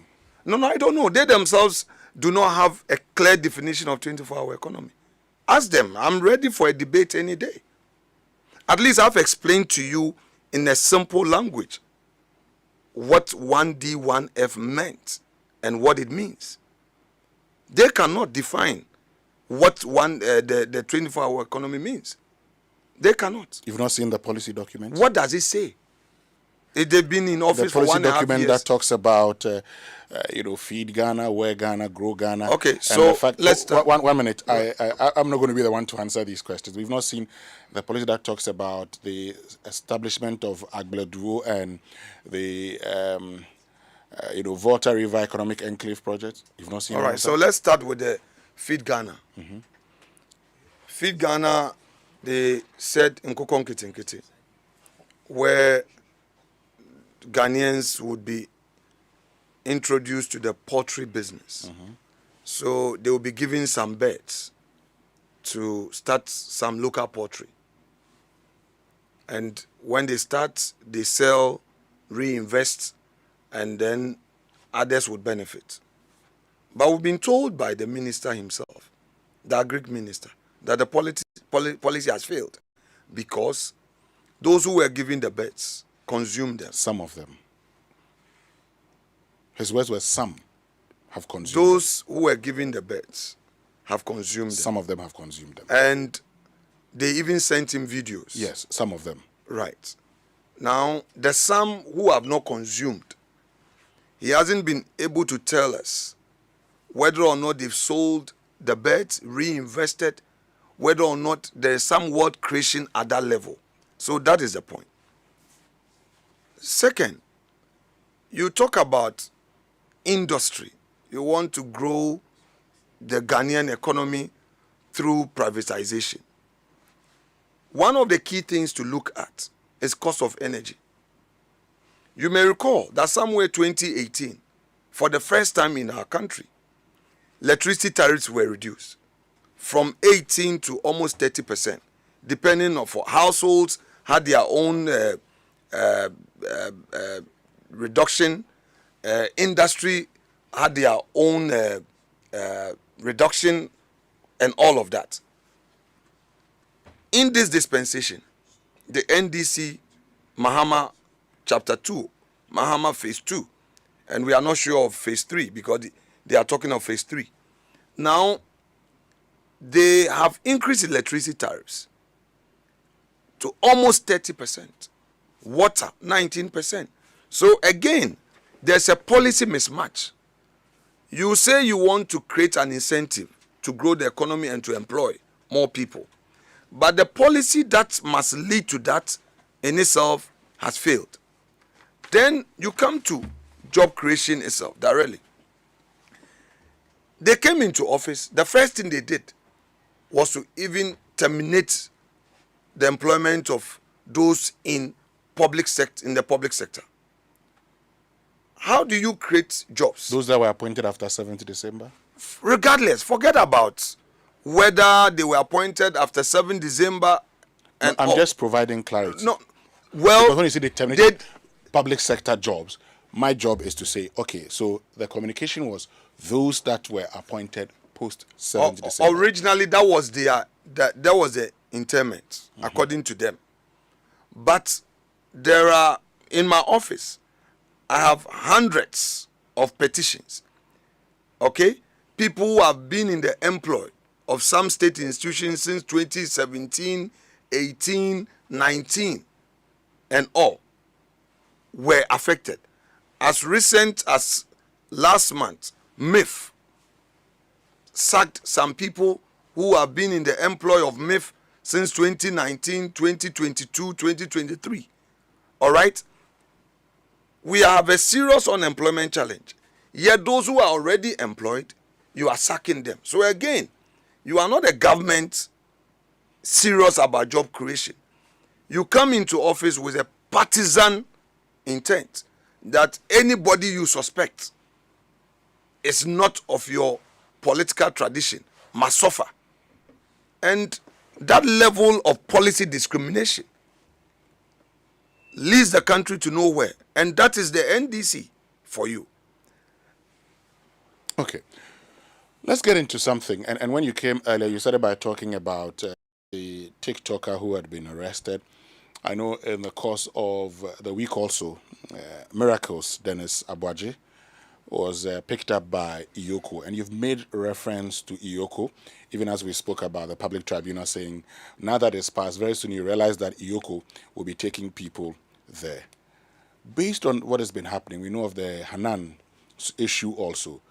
Do you think the government is using these institutions to intimidate members of the NPP? Worse than that. What are they doing? The MPP is not against accountability. I repeat. In fact, no politician should be against accountability. You come into public life, you should know that one day you'll be called to account for your stewardship. So I will not stand in the way of accountability. But what the NDC is doing is not accountability. I don't think they believe in accountability, because if they do, the first institution they would deal with is Gold Board. How? So just one example, not more. Just one. The Gold Board awarded 11 million contract to the Deputy Chief of Staff at the presidency. And the man publicly wrote on his social media when people were questioning why he should benefit from that job. He said, but his party is in power. He also owns a business. Why? What is wrong? He's a Ghanaian, isn't he? Fine. No, it's okay. They did not see any conflict of interest there.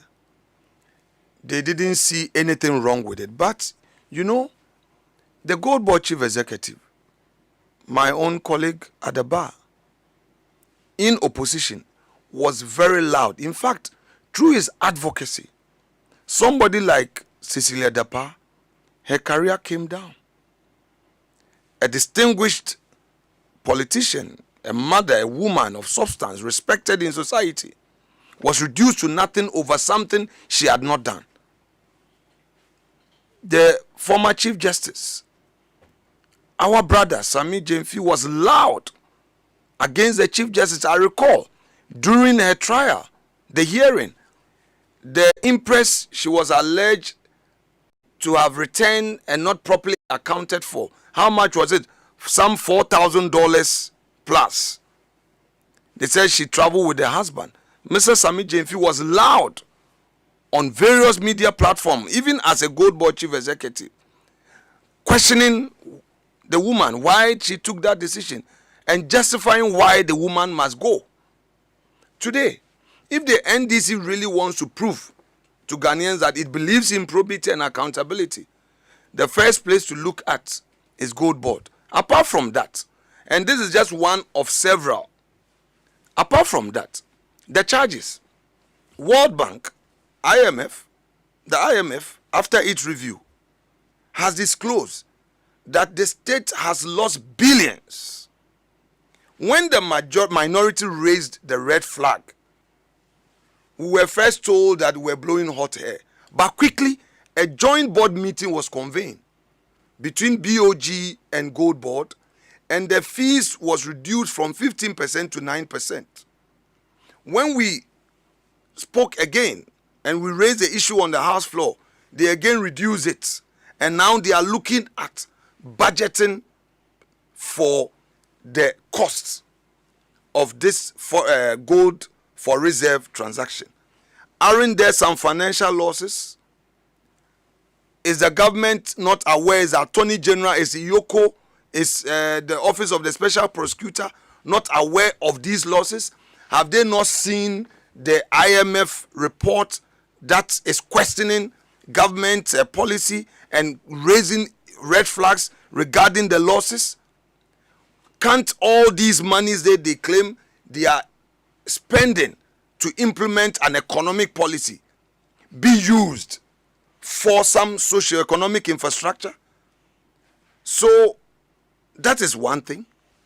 Now let's come to the recent Auditor General's report. You see, when it is MPP, the NDC will rush to say that there's an Auditor General's report, so they are relying on that. But when it's their time, it's their turn, they say that, oh, there are some errors.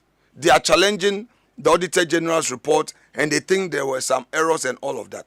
I am saying that in all of these... Nothing stops you from using same. Oh, don't worry. I'm making a point respectfully. In all of these, the point I want to make is they are inconsistent, they are unprincipled, and they should be taken just for their words by not actions. Because you see, if you believe in certain principles and you are holding somebody to it, you say that somebody should report. You wouldn't even wait for the person to report. You forcefully arrest him. You say, oh yeah, arrest is part of your mandate. You keep the person in custody. But when it is you, you think everything is okay because you are in power. No, it is wrong. I want the NDC to be consistent, to be principled, and to be reminded. It should remind itself of the very things it said in opposition. Okay. Now that they are in office. We have 5 minutes to go, and I want us to do this. Let's look at the ministers. Now that you've ended on, they should be reminded of the things they said in opposition and the things, and now that they are in office. When you look at, all the about 56 ministers, who's your worst performing minister? No, I can't do that. It would be unfair. Very unfair to do that. It's very unfair to do that, to talk about the worst performing minister or to talk about best performing minister. But what I can say is that some ministers have been rendered redundant. Who are those? The minister who was supposed to be in charge of public sector reform. That respected member of parliament, the NES. For Tempani? Yes. Linda Akwensivi, I think, yes. And then the other one responsible for climate. And all. Those two ministers, I see that they've been rendered redundant. Now, I can also talk about the youth development minister. Okay. I believe that the youth development minister needs to be properly resourced to lead the youth development reforms and all of that. Because you see, everything that the government does must be connected to job creation. It is not enough to create bureaucracies and rely on bureaucracies for job creation. So I hold the view that the youth development minister, who was their former youth organizer, Pablo. He's still the youth organizer. Very well. Pablo's ministry needs to be properly resourced. Government, if it is really serious about job creation, we should see it manifesting at that ministry.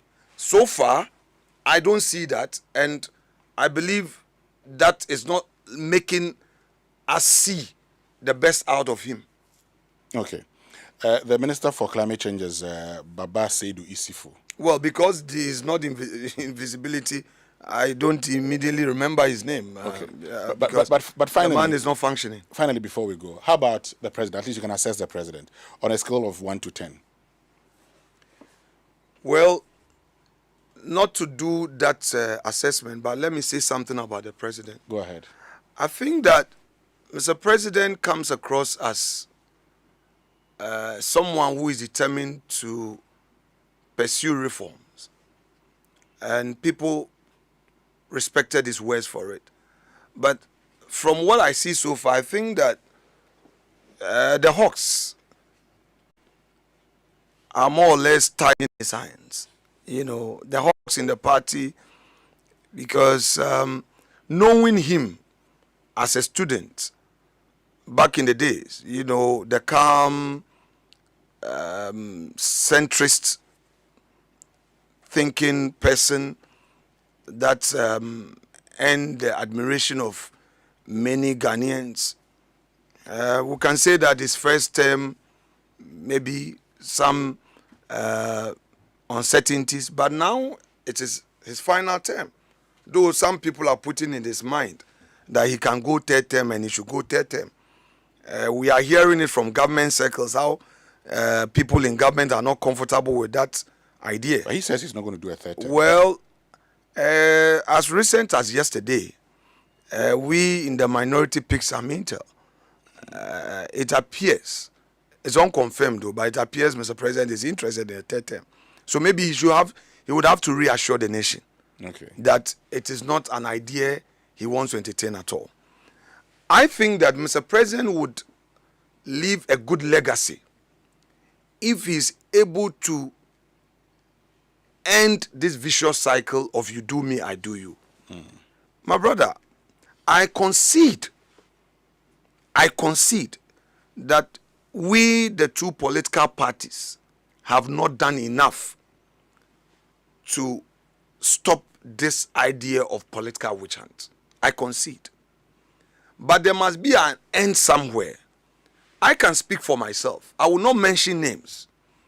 But when the 8 years of NPP, look, there was one day in the early days, 2017, I was in Winneba. A very important appointee of the Mahama administration was detained at Yoko. The wife had a little baby. And this man, I call him Wafa, a very good friend of mine. So he called me. I said, Wafa, I say, Omo di mi aba Yoko.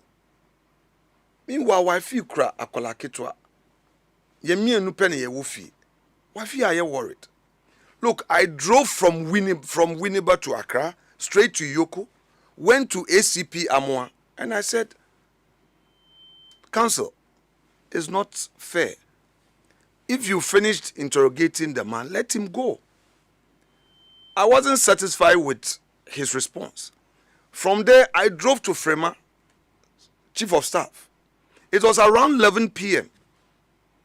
And by the grace of God, that respected former appointee was made to go without asking him to post some property worth the amount being investigated.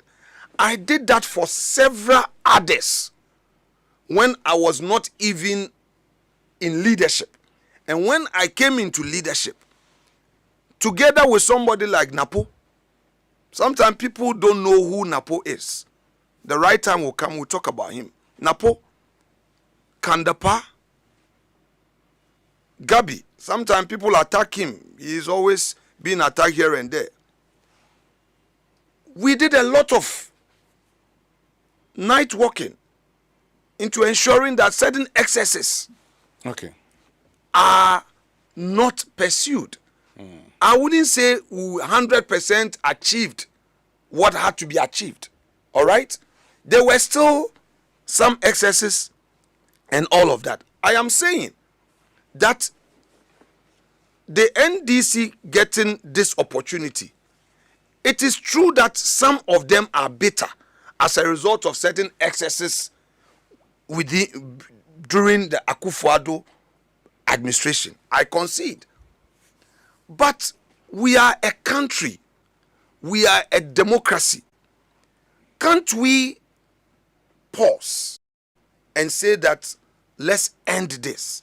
Now, finally, I am making that call on Mr. President because of the great respect I have for him. That Mr. President, you can make it happen so that it makes life easy for those of us who are also moderates on the MPP side. That when Dr. Bawumia assumes office in 2029 and anybody is being attacked, we can call whoever out. At cabinet, people can contribute and say that no, let's end this thing. Because it is not good for the image of the country. We waste so much time attacking people. If the person is involved in any wrongdoing, pursue him. But with a human face. Let the law be there for everybody. It's not only me who is questioning the actions of government.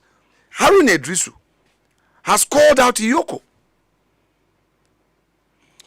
and all. The recent non-custodial sentencing law. Go and listen to Honorable Muntaka at the second reading. He spoke about some of these excesses in our system. So all I'm saying is that Mr. President has a golden opportunity to leave us with a legacy that would say that no to the vicious cycle of you do me, I do you. I will celebrate him if he's able to achieve that. That is the only demand I would want to make of him. Asahin Alexander Afenyo-Markin, thank you very, very much for joining us this morning. We are grateful to you. Thank you very for much. making time to be with us. Folks, it means we can cross over to Joy News now for the Joy Business SMS Thought Leadership on Can Ghana Feed Itself the Future of Poultry Beyond Nkokon Kitenkete. Keep listening.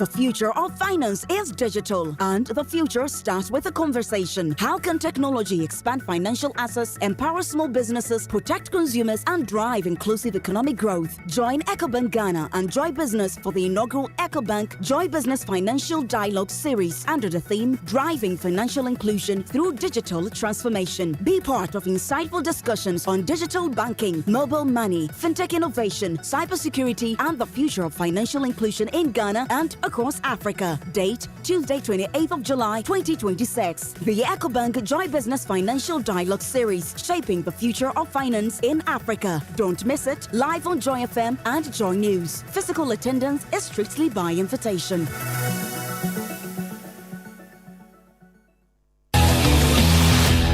My name is Honorable Matthew Nyindam, the MP for Kwanda, and I pledge my democracy is not for sale.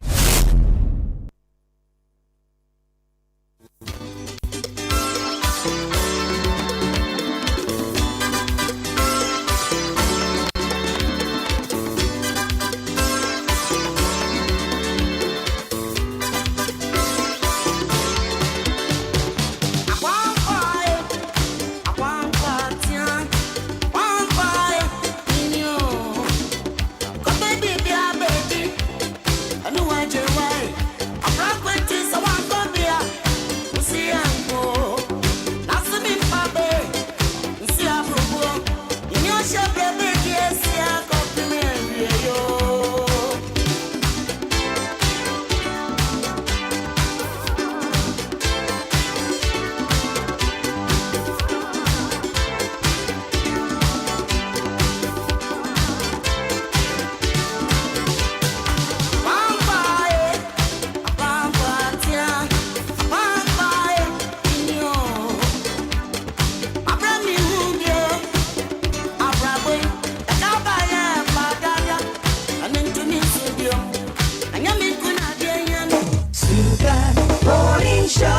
poultry production. Even though I'm calling it a proposal, plans are far advanced. The ministry is procuring some quantity of bears, mainly for members of parliament. The minister also revealed that most vehicles procured under the Ghana-Canada Farming Support Arrangement have been auctioned, leaving several district agricultural offices without operational vehicles. And so, as we speak, we don't have vehicles for most of our district offices. The motorbikes we are giving out is for extension service delivery. We are now thinking about how your committee and parliament can support the ministry to mobilize enough resources to procure vehicles for district offices. Honorable Minister, are you saying that new vehicles less than 4 years were auctioned by who and for what? You are calling them new, but our records indicate that they were procured sometime in the first term of the past government, and then before 2024, most of them had been auctioned.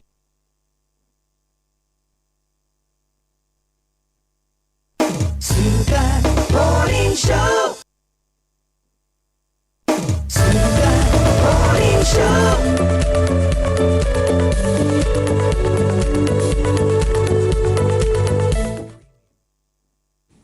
One, the Nkukong Kitenkete program is our flagship program to transform the poultry subsector of our country. The program has 3 major components. But when it comes to implementation, we have boiled them into 2. The first one is what we call the backyard poultry. Actually, that's what we have started. And we have not even completed that. The backyard poultry. The backyard poultry is to ignite interest of households, individual Ghanaians in the poultry business. So that people will take interest, invest in it, and then earn a livelihood from that business. Don't forget that in Ghana, agriculture is entirely private sector led. Government only creates that conducive, congenial atmosphere for private individuals and entities to take advantage of. And so, under Nkukong Kitenkete, the first approach, the backyard poultry, is this one. And then this is what we've seen so far. This is how we execute it. 1, Ministry of Food and Agriculture procures bears and feed. And then through our district offices, we have identified commercial farmers in all the districts. These commercial farmers, commercial poultry farmers, have the facilities, they have the experience, and they have the willingness to help actualize this laudable government program. And so we send the bears, 10,000 each, to every district, to the commercial farmer, to brood for 1 month. So for the backyard? For the backyard. The reason why we want people with experience to do the brooding is that these people we are distributing the bears to have no knowledge in poultry business. And so if you give them the day-old chicks, the mortality rate will be high. And the bears require maximum attention in the first month. That is the period that you have to vaccinate them and ensure